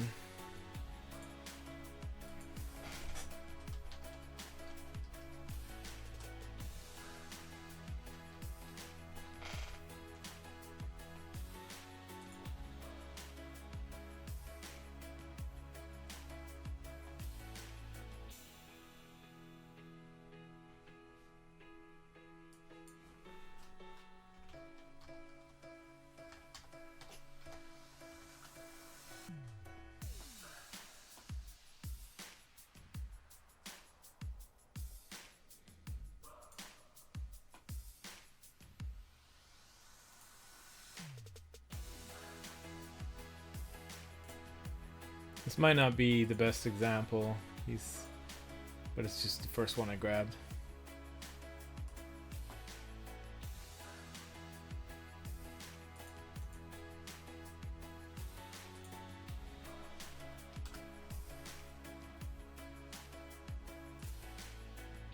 If you click on that link I just posted, that's like one of the stances we learned in that martial art. And you can see like how to a person who doesn't train in this martial art it would look really exaggerated, but there are reasons behind why they stand like that.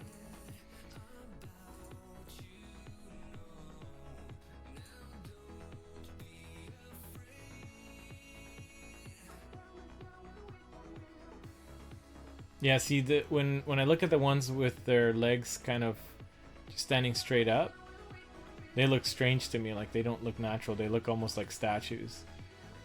But only for Dark Eldar, to me it's like they should look like this, because I see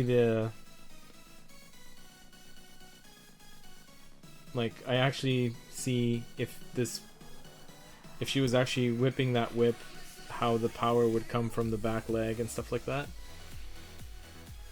But if her legs were like basically standing like a statue, that she would be essentially, as she's whipping forward, her body would be kind of imbalanced. It would be easy to kind of tip over backwards or whatever.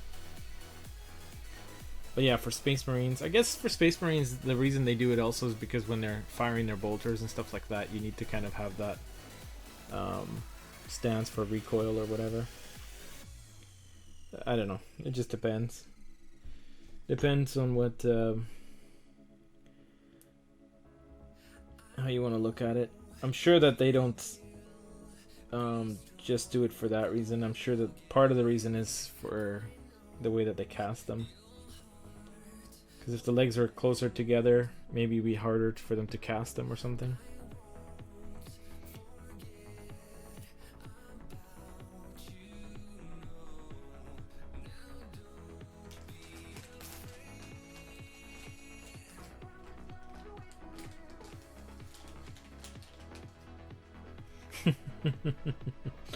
Yeah. Taking a dump.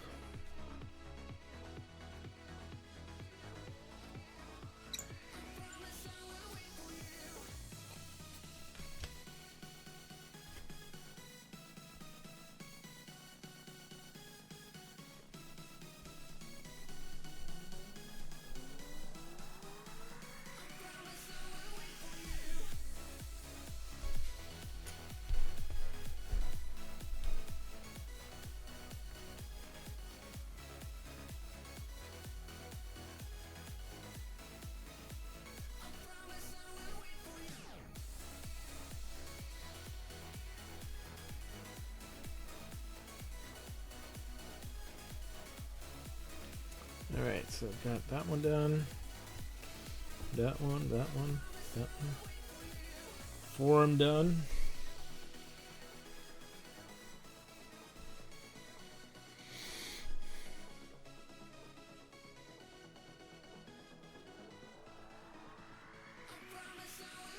The Marine power armor should prevent the recoil problems. Yeah, maybe. I'm not sure how the power armor works for that side of things.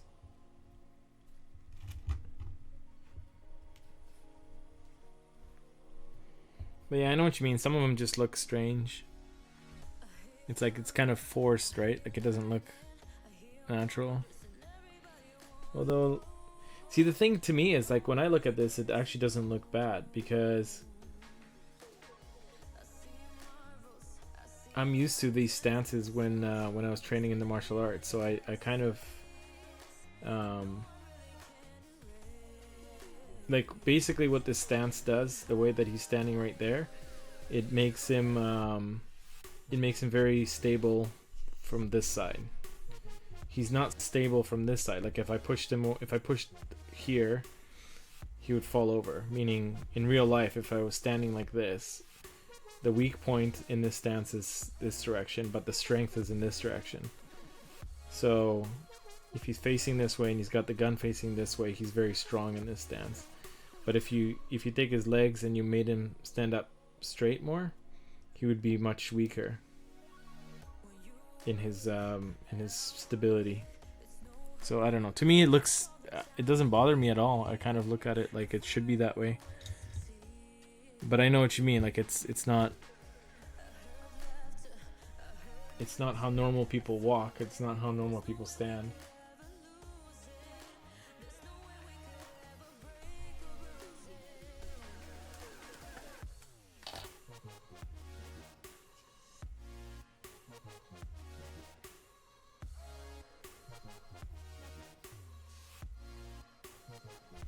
Alright, so I think I'm going to build one more, and I think I might build this guy here. this this Dark Lance one, because that weapon just looks awesome. Let's see if I can find it now. So that one is 51 and 51A.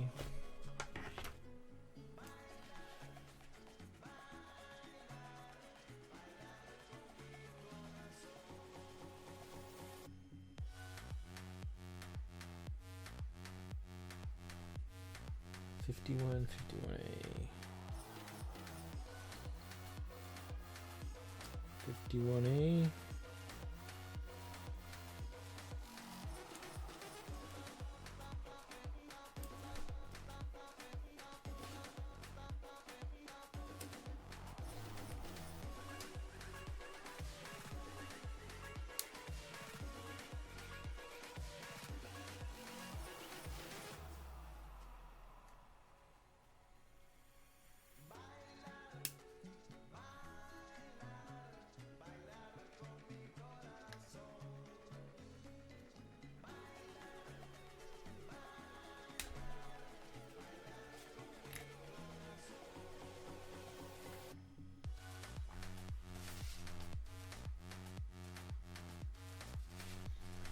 And then I need 51B, which is the arm that holds that weapon.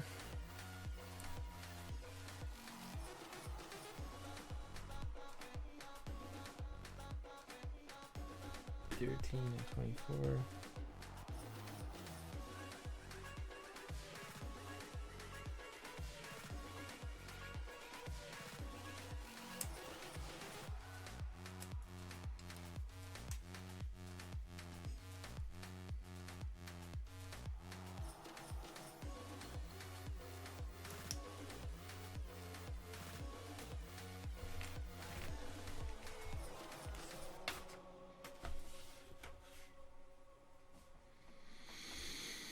Let's take a look.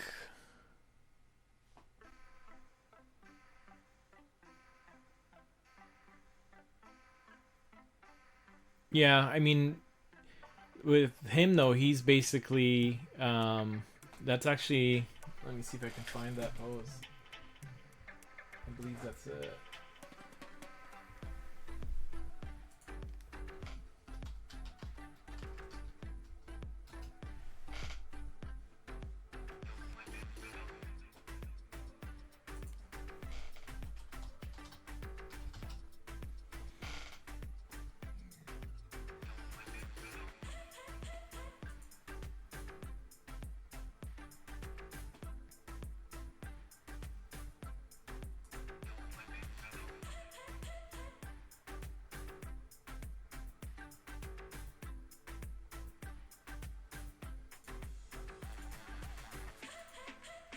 There's an actual martial arts stance that I believe that one was modeled after.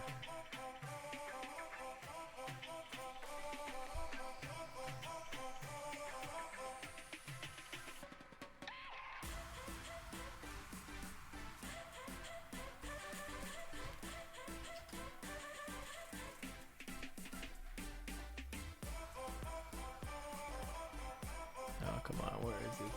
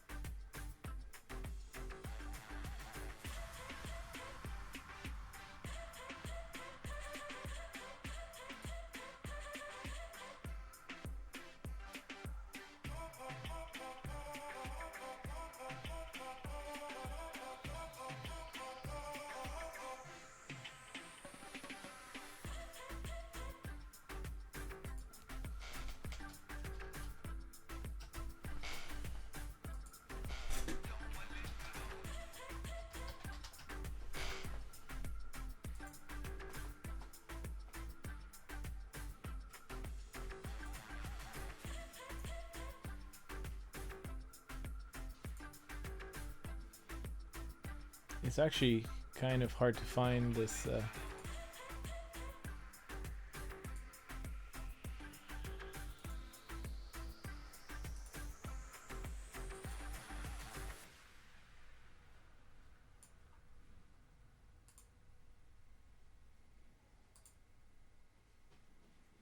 It's hard for me to find the right picture. This one is close to what I was looking for, but I believe this is the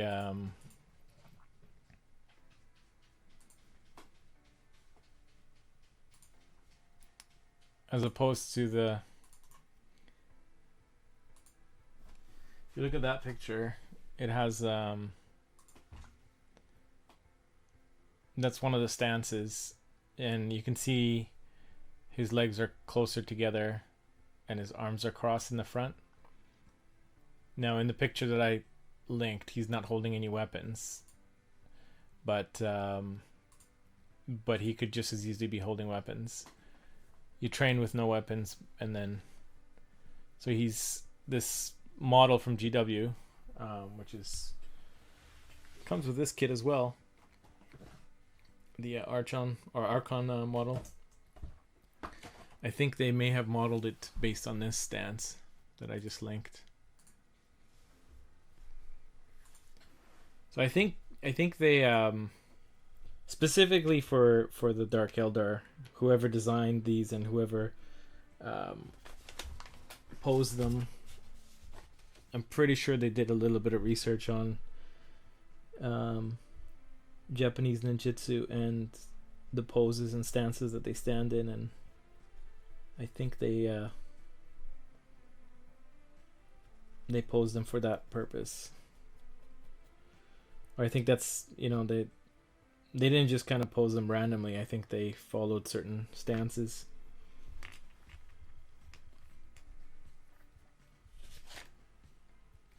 But who knows? Maybe they just went random and had an idea in their mind of what they think a ninja would look like, a space ninja would look like, and just went with it.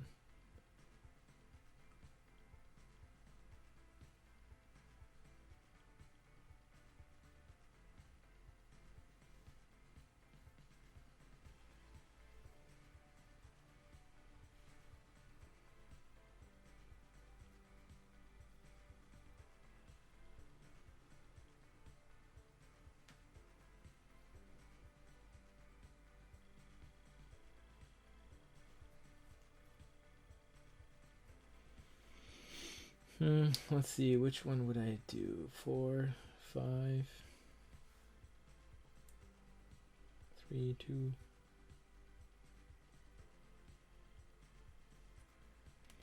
Go with this one.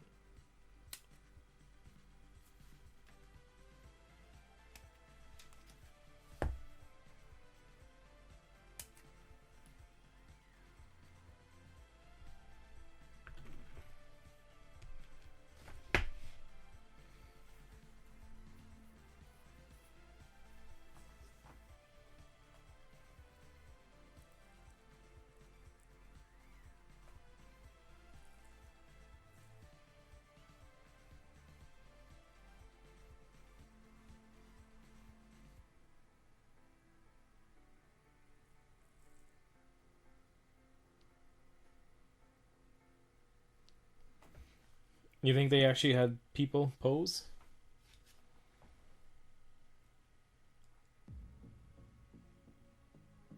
They took pics and then 52.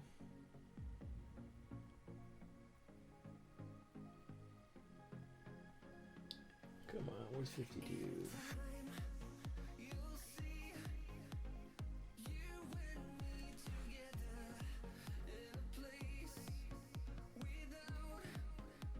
Yeah, who knows? I do find that the for the Dark Eldar, the stances do remind me of some of my training, so that's why I thought maybe they actually went out of their way to do a little bit of research to make it more legit, like they are actual space ninjas.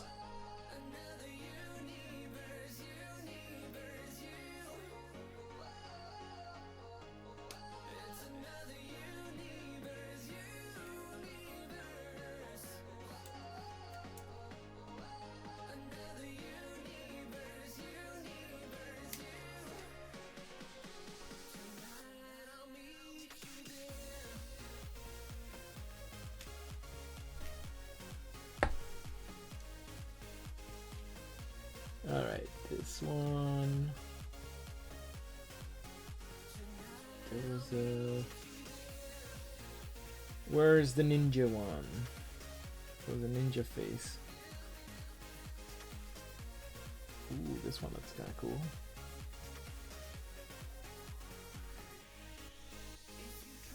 But I think I'm gonna go with the ninja one. Yeah, I'm gonna go with this one.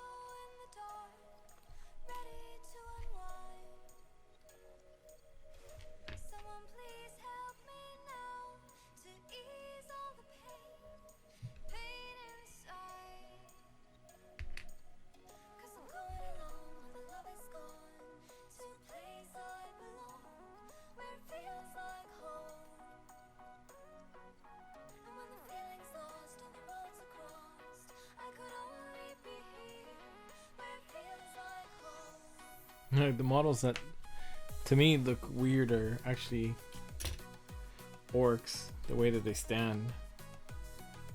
It's like their backs are so... The arch in their back is so like exaggerated. They look weird to me. You can see it on this one. Like, to me, he just looks like he's supposed to fall over. But they're orcs, so it makes sense, I guess. In an orky kind of way.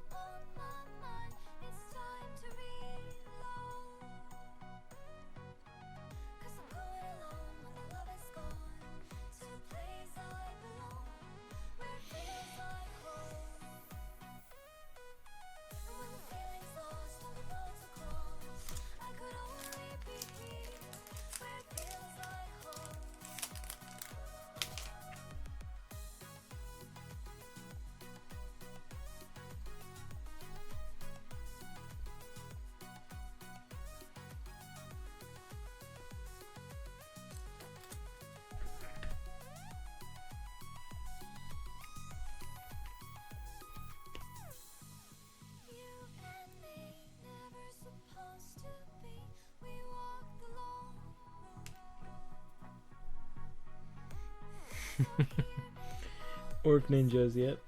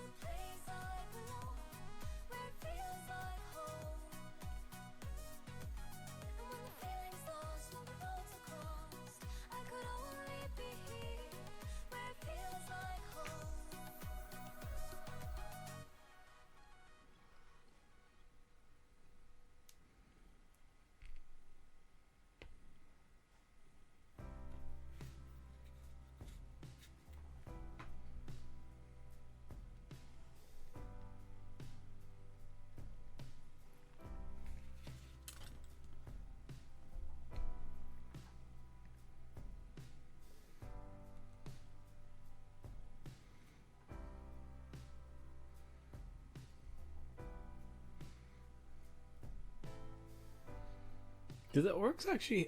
I think about it. Do the orcs have a unit that's kind of like sneaky ninja like?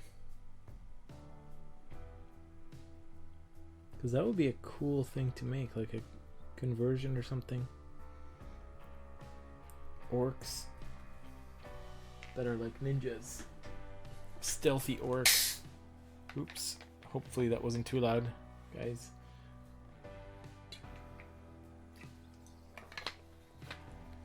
I forgot that it's carbonated.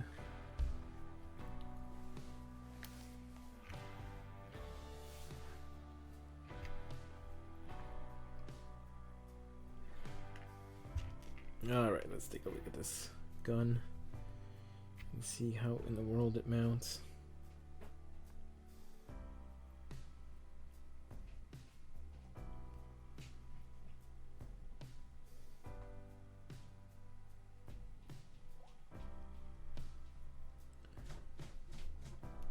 Must be like that.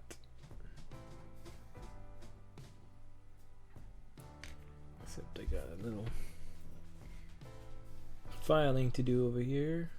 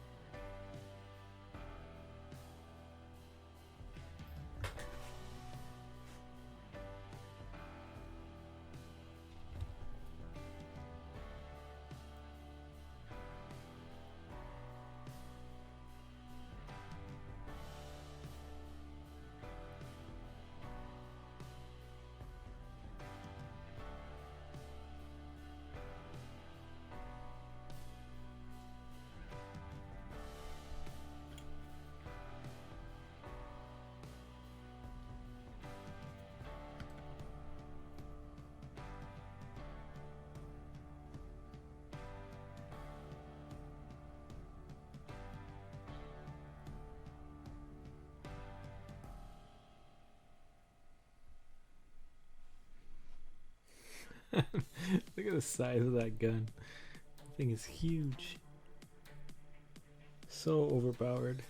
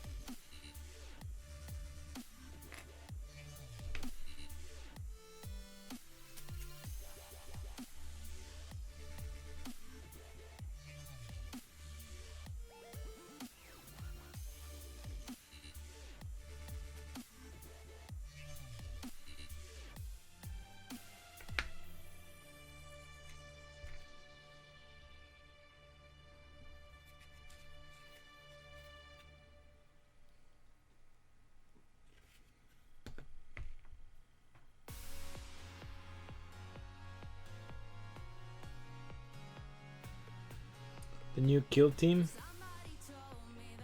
I don't know.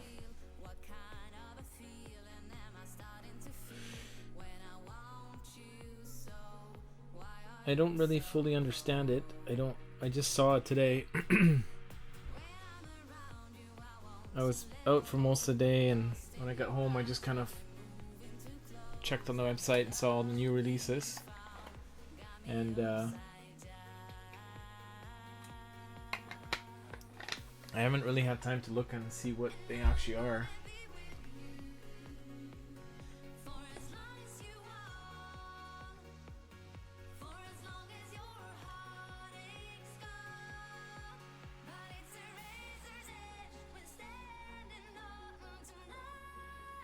Yeah, this guy's definitely going to be facing that way. Like that. Problem I have is every time I go to the GW website, I want to buy more stuff. It's like,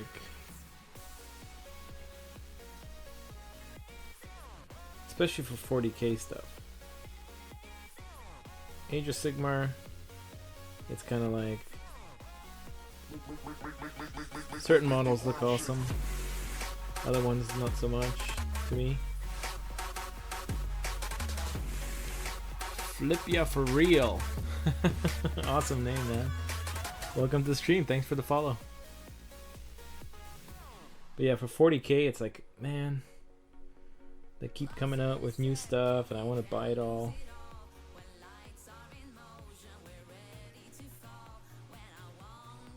Okay, how's this guy gonna look on a base? There we go, so we'll kind of be like that. Look at the size of that gun. Like, that's just insane.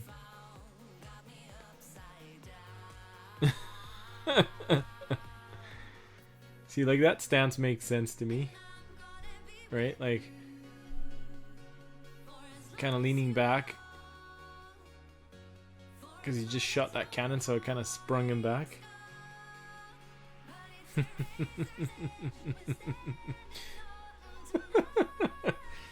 Hang on. It's like... yeah, let's compare it to this Space Marine. Oh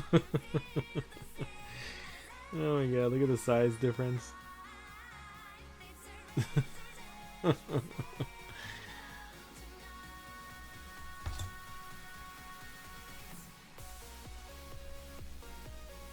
Yeah, I like it.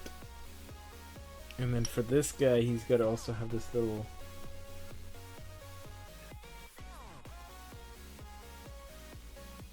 power pack, which actually powers the unit. I think it goes this way? No, this way. Like that.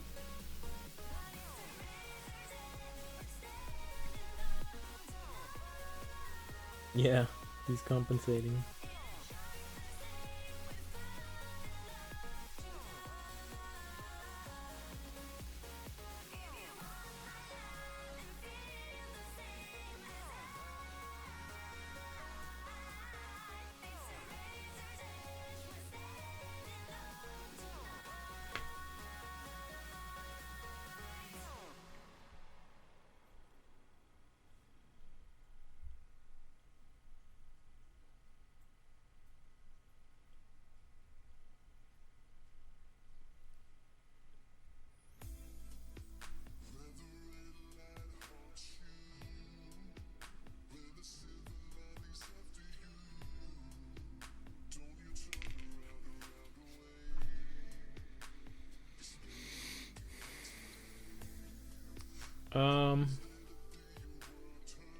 The glass display cases I have that are behind me over on this side, I guess,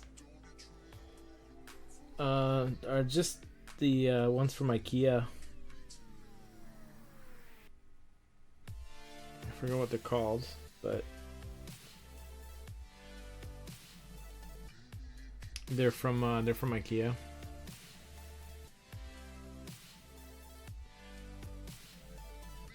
They work pretty well, and they're cheap. Like, a lot of display cases out there are so expensive. I don't know why they're so expensive, but the ones at IKEA are kind of like what I would consider normal price, what they should be. I think with display cases, what it is that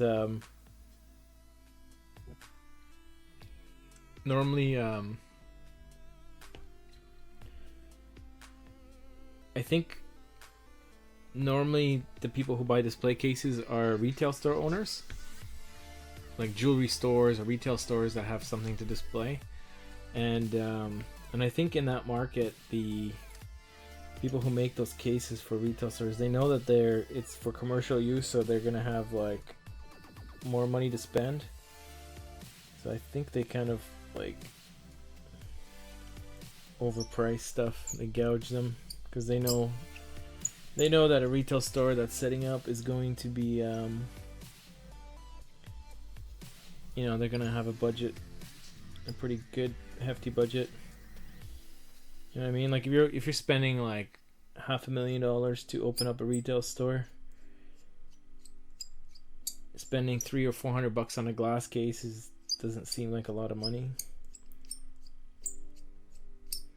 But it also might be a difference in the thickness of the glass.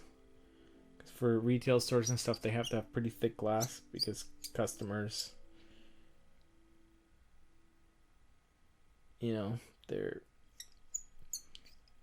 they can drop something on the glass case or bump into it or whatever. The IKEA ones I think they're great. They come at a great price, and the quality of them is actually pretty good, so I'd recommend them. Let's take a look at the links.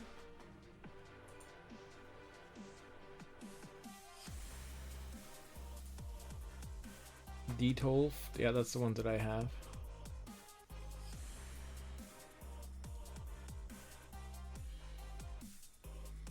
Yeah. The reason I like the Detolf ones better is because, first of all, you get 4 levels, so you get more. Obviously, they're cheaper, and you can kind of see better from the 4 corners. The other one, the Fabricore one, to me looks more like something you'd have like for storing fine china or teacups or something. I like the other ones better. The only thing that I had to do with mine, and I've only done it with one so far, the other 2 I still have to get it done, is on the Detolf ones, 3 of the sides where the glass meets, like the back and the 2 sides where the corner is, it's completely sealed up because there's like a plastic piece that the 2 pieces of glass go into. But on the front, where you have the door that opens back and forth,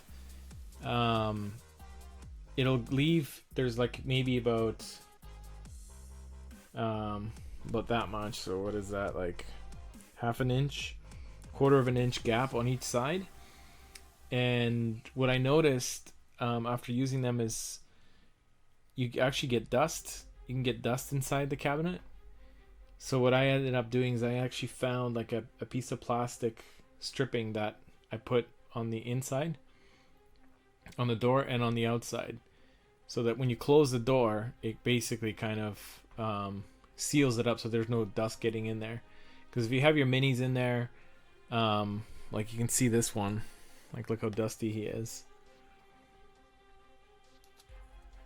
This guy wasn't in the case, he was just sitting out. But I'm just saying, like, it's annoying to get dust on your miniatures if they're sitting there. It's kind of like it's just like a U-shaped piece of plastic is probably the best way to describe it. So It's kind of like weather stripping, but it's not the kind that you get for the door. It's basically like plastic, but it's U-shaped, and the plastic is clear. Like not completely clear, but it's not like it's black or white. It's not colored. It's like a see-through plastic. And when you slide it onto the sides of the doors, when you close it, it just seals it up, and then there's no dust that gets in on the inside. It took me a while to find that stuff. I don't know what it's called. I had to go to like all these different hardware stores. And of course, when you ask for help, nobody knows what you're talking about. They'll usually, if you ask for weather stripping or whatever, they'll usually direct you to stuff like the kind of stuff that you put on like doors and stuff, where it's like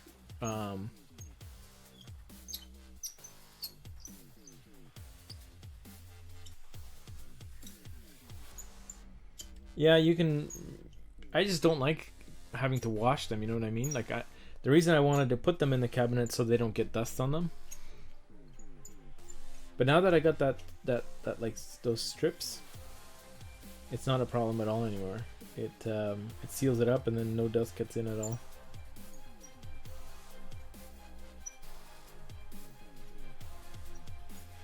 Yeah, you can get lights. They're kind of annoying to wire up. The ones that IKEA sells, but you can also get, like, nowadays you can get really cool LED kits and stuff. I haven't done that with mine yet, but it is kind of neat to have an LED kit where you can actually see different. You can like change the colors and stuff like that with like a little remote control. Take some interesting pictures that way.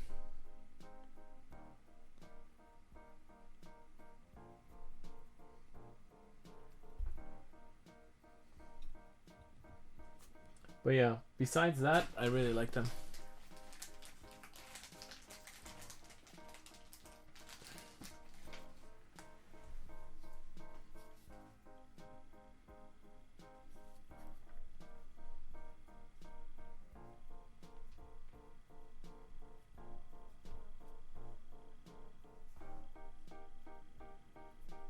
Well, the thing is, it depends how much light you have in the room too, because even if you have the lights on, sometimes you don't see the detail on the minis. Right, like even, okay, here, check this out. So let's say if I take this mini, right, I'm going to turn off my little lamps here. Turn off that lamp, and I turn off this one here. And I'm going to turn off this one.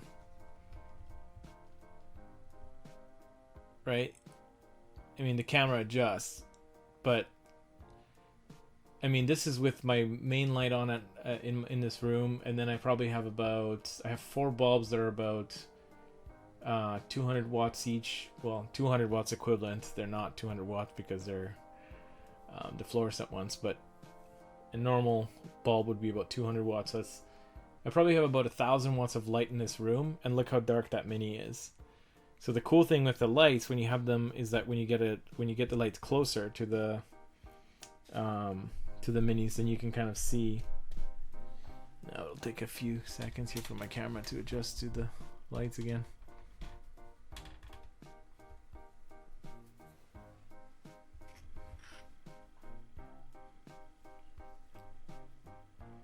So yeah, it depends on your setup, how dark your room is. If you have a room that, you have big windows and you can open it up and let natural light come in, then yeah, it's probably kind of pointless to have more lights, but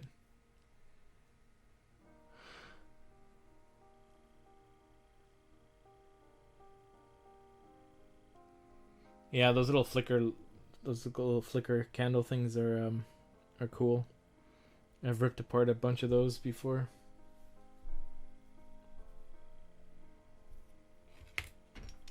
All it is just like a battery and an LED that flickers.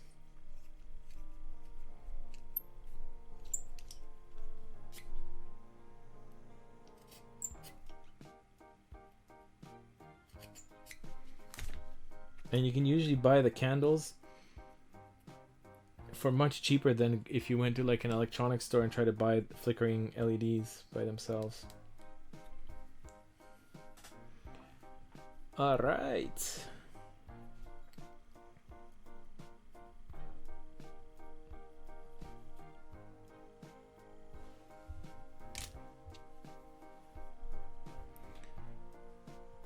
So there's this guy with his giant dark lance. That's a big weapon.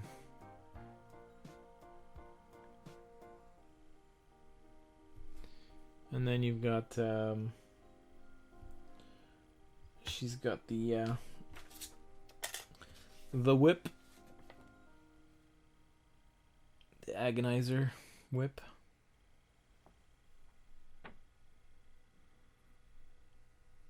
Man, I'm actually really looking forward to painting these. I think I'm gonna go over a really simple color scheme, like just black and just highlight some of the colors. I'm not gonna go too complicated. Just dark for Dark Eldar. But I think it's still gonna be fun to paint these.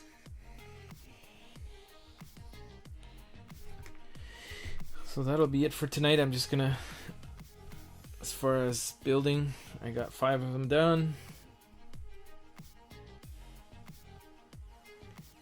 I'll do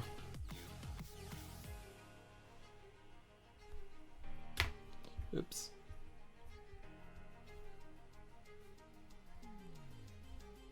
I'll probably do 5 more tomorrow.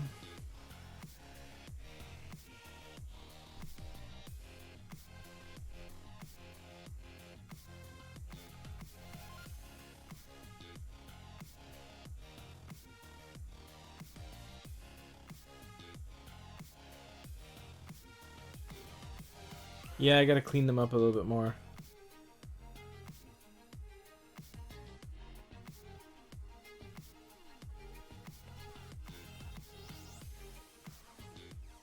Yeah, like this guy here has some there.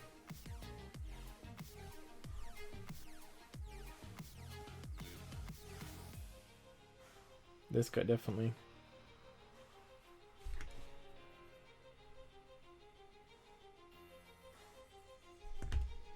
Definitely gotta clean that up. File that down. I'll do all that before I prime them.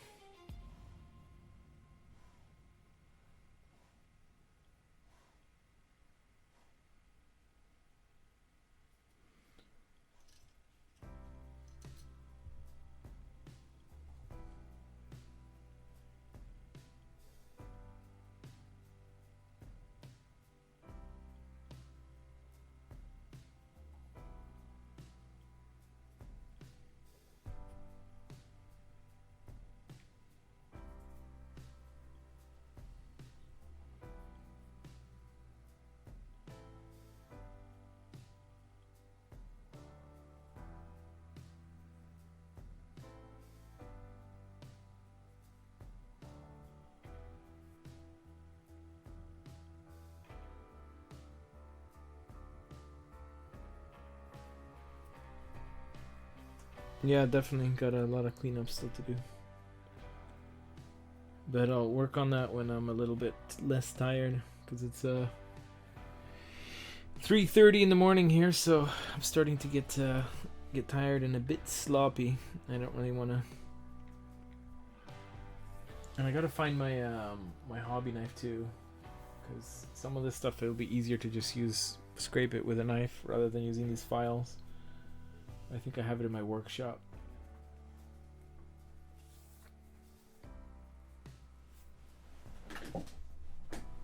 Some of the stuff is like just a little bit of a scrape at the right angle with the knife, and it comes off.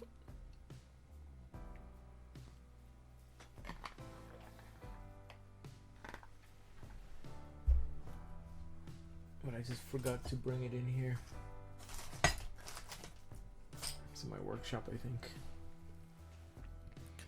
I should really get like 3 or 4 of those hobby knives, so I'm not always looking for them like I have been.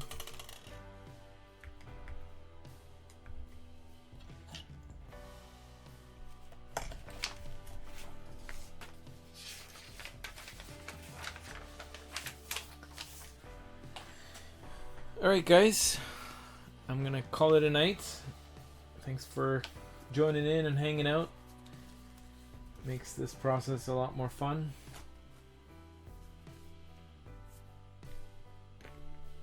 I was thinking about whether I should stream or just build them up.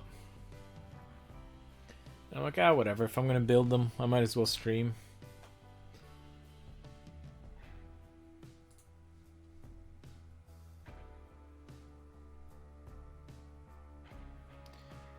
Panda helper.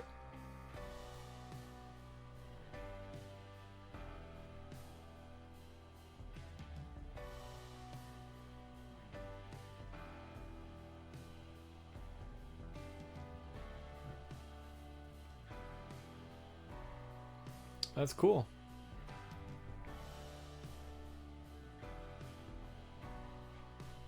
That's a cool link, thanks.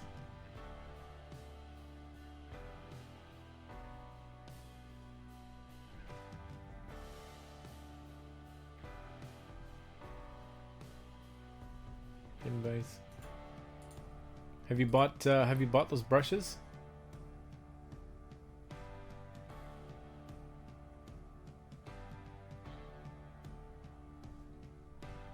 Curious if they're any good.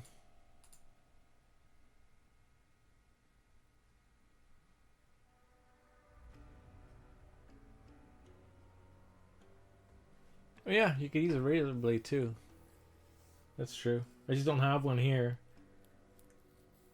I have like oh, you know what? Duh. See, I'm totally like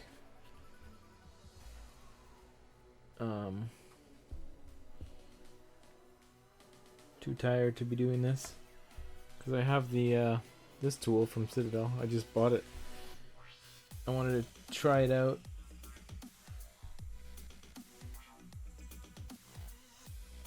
And it actually worked pretty well.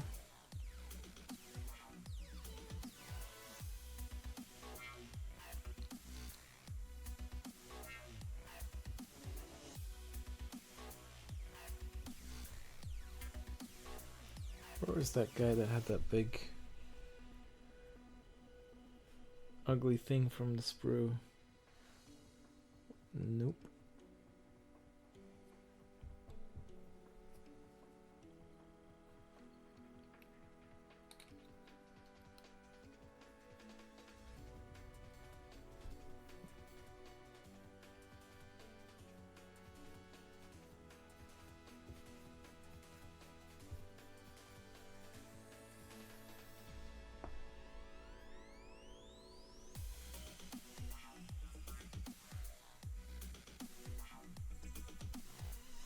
Yeah, it'd be worth testing it out, right? Like, worst case scenario, whatever, you lose a couple bucks, but if you're in the hobby long term, if those brushes are good, then just stock up. Oh my god, this is so weird. Where the heck did that one go with that big fat mold line that was from the sprue? Oh, it's right here. Looking in the wrong spot. It's on his arm.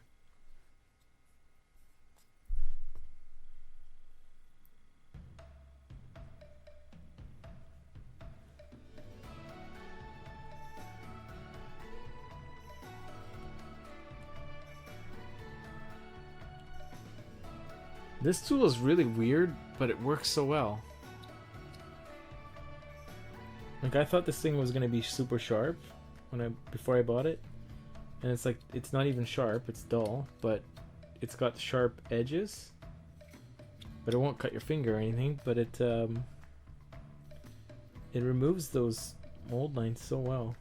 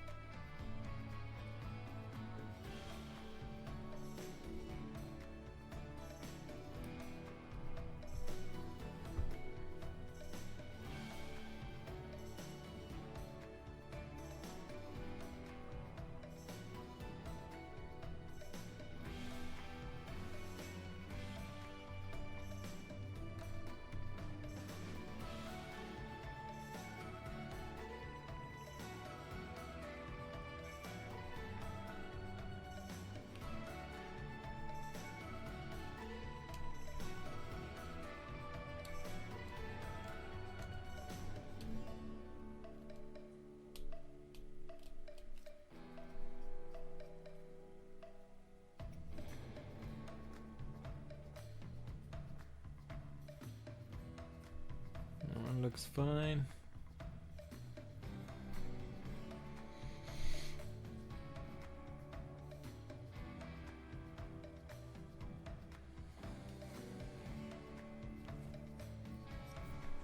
Yeah, I've used that. That's what I've always used. I've used the X-Acto, both the sharp edge and the other one. But this thing, I don't.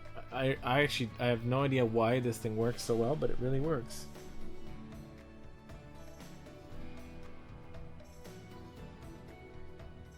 I've seen it at the store like 100 times, and I can never get myself to buy it. I'm like, no, I'm not spending that much money on a scraper. Come on. And then, like, I don't know, a couple weeks back, I was there and I just wanted to try it. I'm like, okay, fine, I'll buy this thing and try it out, see if it's good. I'm a sucker that way. My curiosity makes me spend the money. Oops, bumped the camera, sorry guys.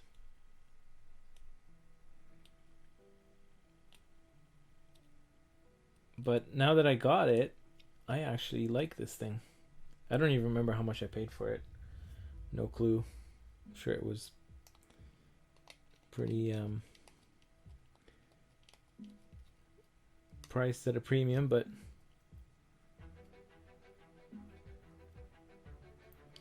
it does make the process easier.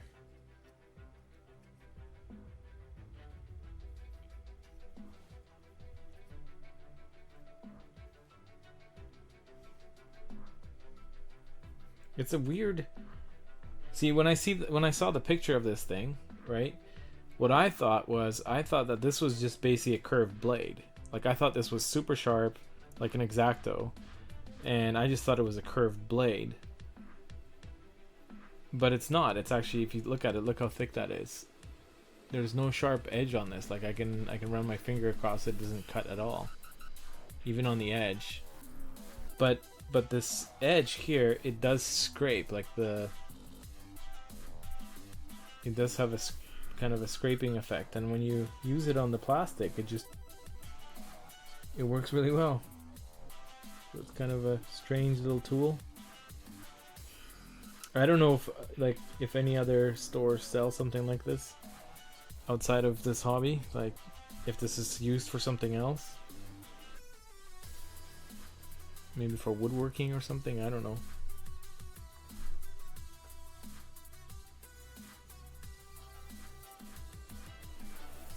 Yeah, I've never seen them anywhere else, so like I wouldn't even know what to look for.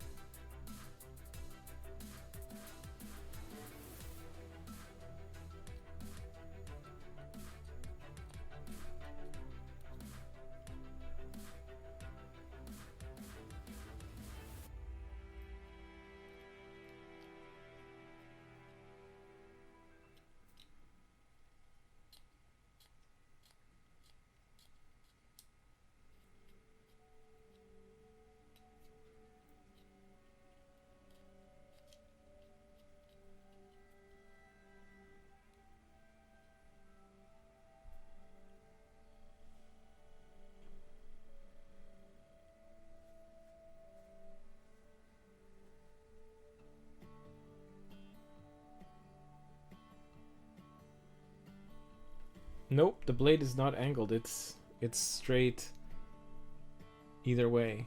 I don't know if you can see it on the camera, but it's perfectly square. Let's see if I can get the right angle. See that? It's not angled. It's not angled in any direction. I don't think it matters if you go from the left side to the right or from the right side to the left. It's like really thick.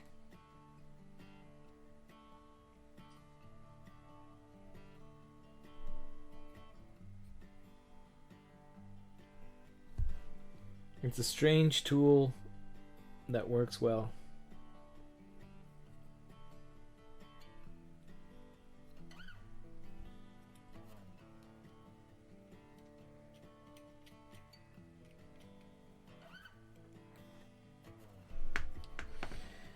Cool. All right. These guys are done for now. Tomorrow when I wake up and I look at them, I'll probably see a whole bunch more stuff to fix up, but for now they're good enough for tonight.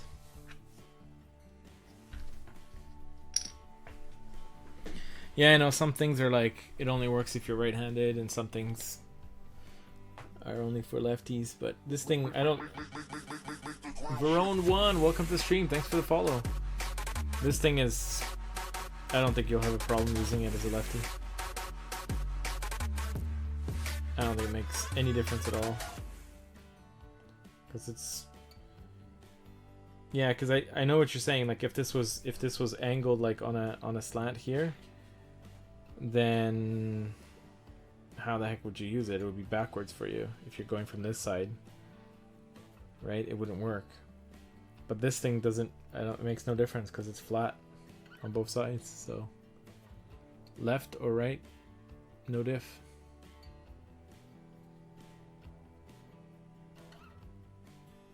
Yeah, it's perfectly flat that way.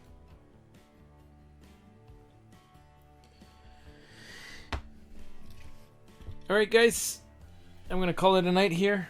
I got 5 of them built, 5 more to go. Then I can start working on the reavers and the and finally on the well, Archon and the Raider. But that'll be after I get the warriors done.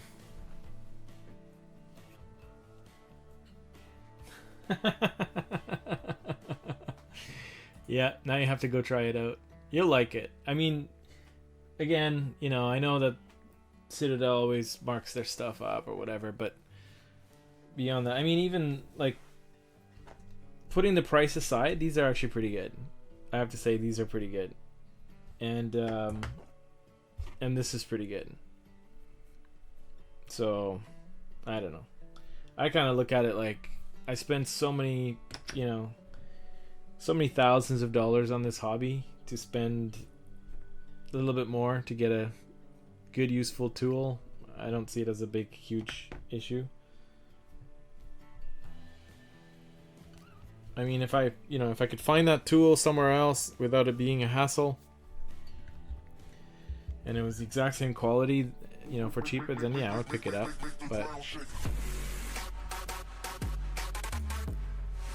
Bad Monkey CW, welcome to the stream. Thanks for the follow.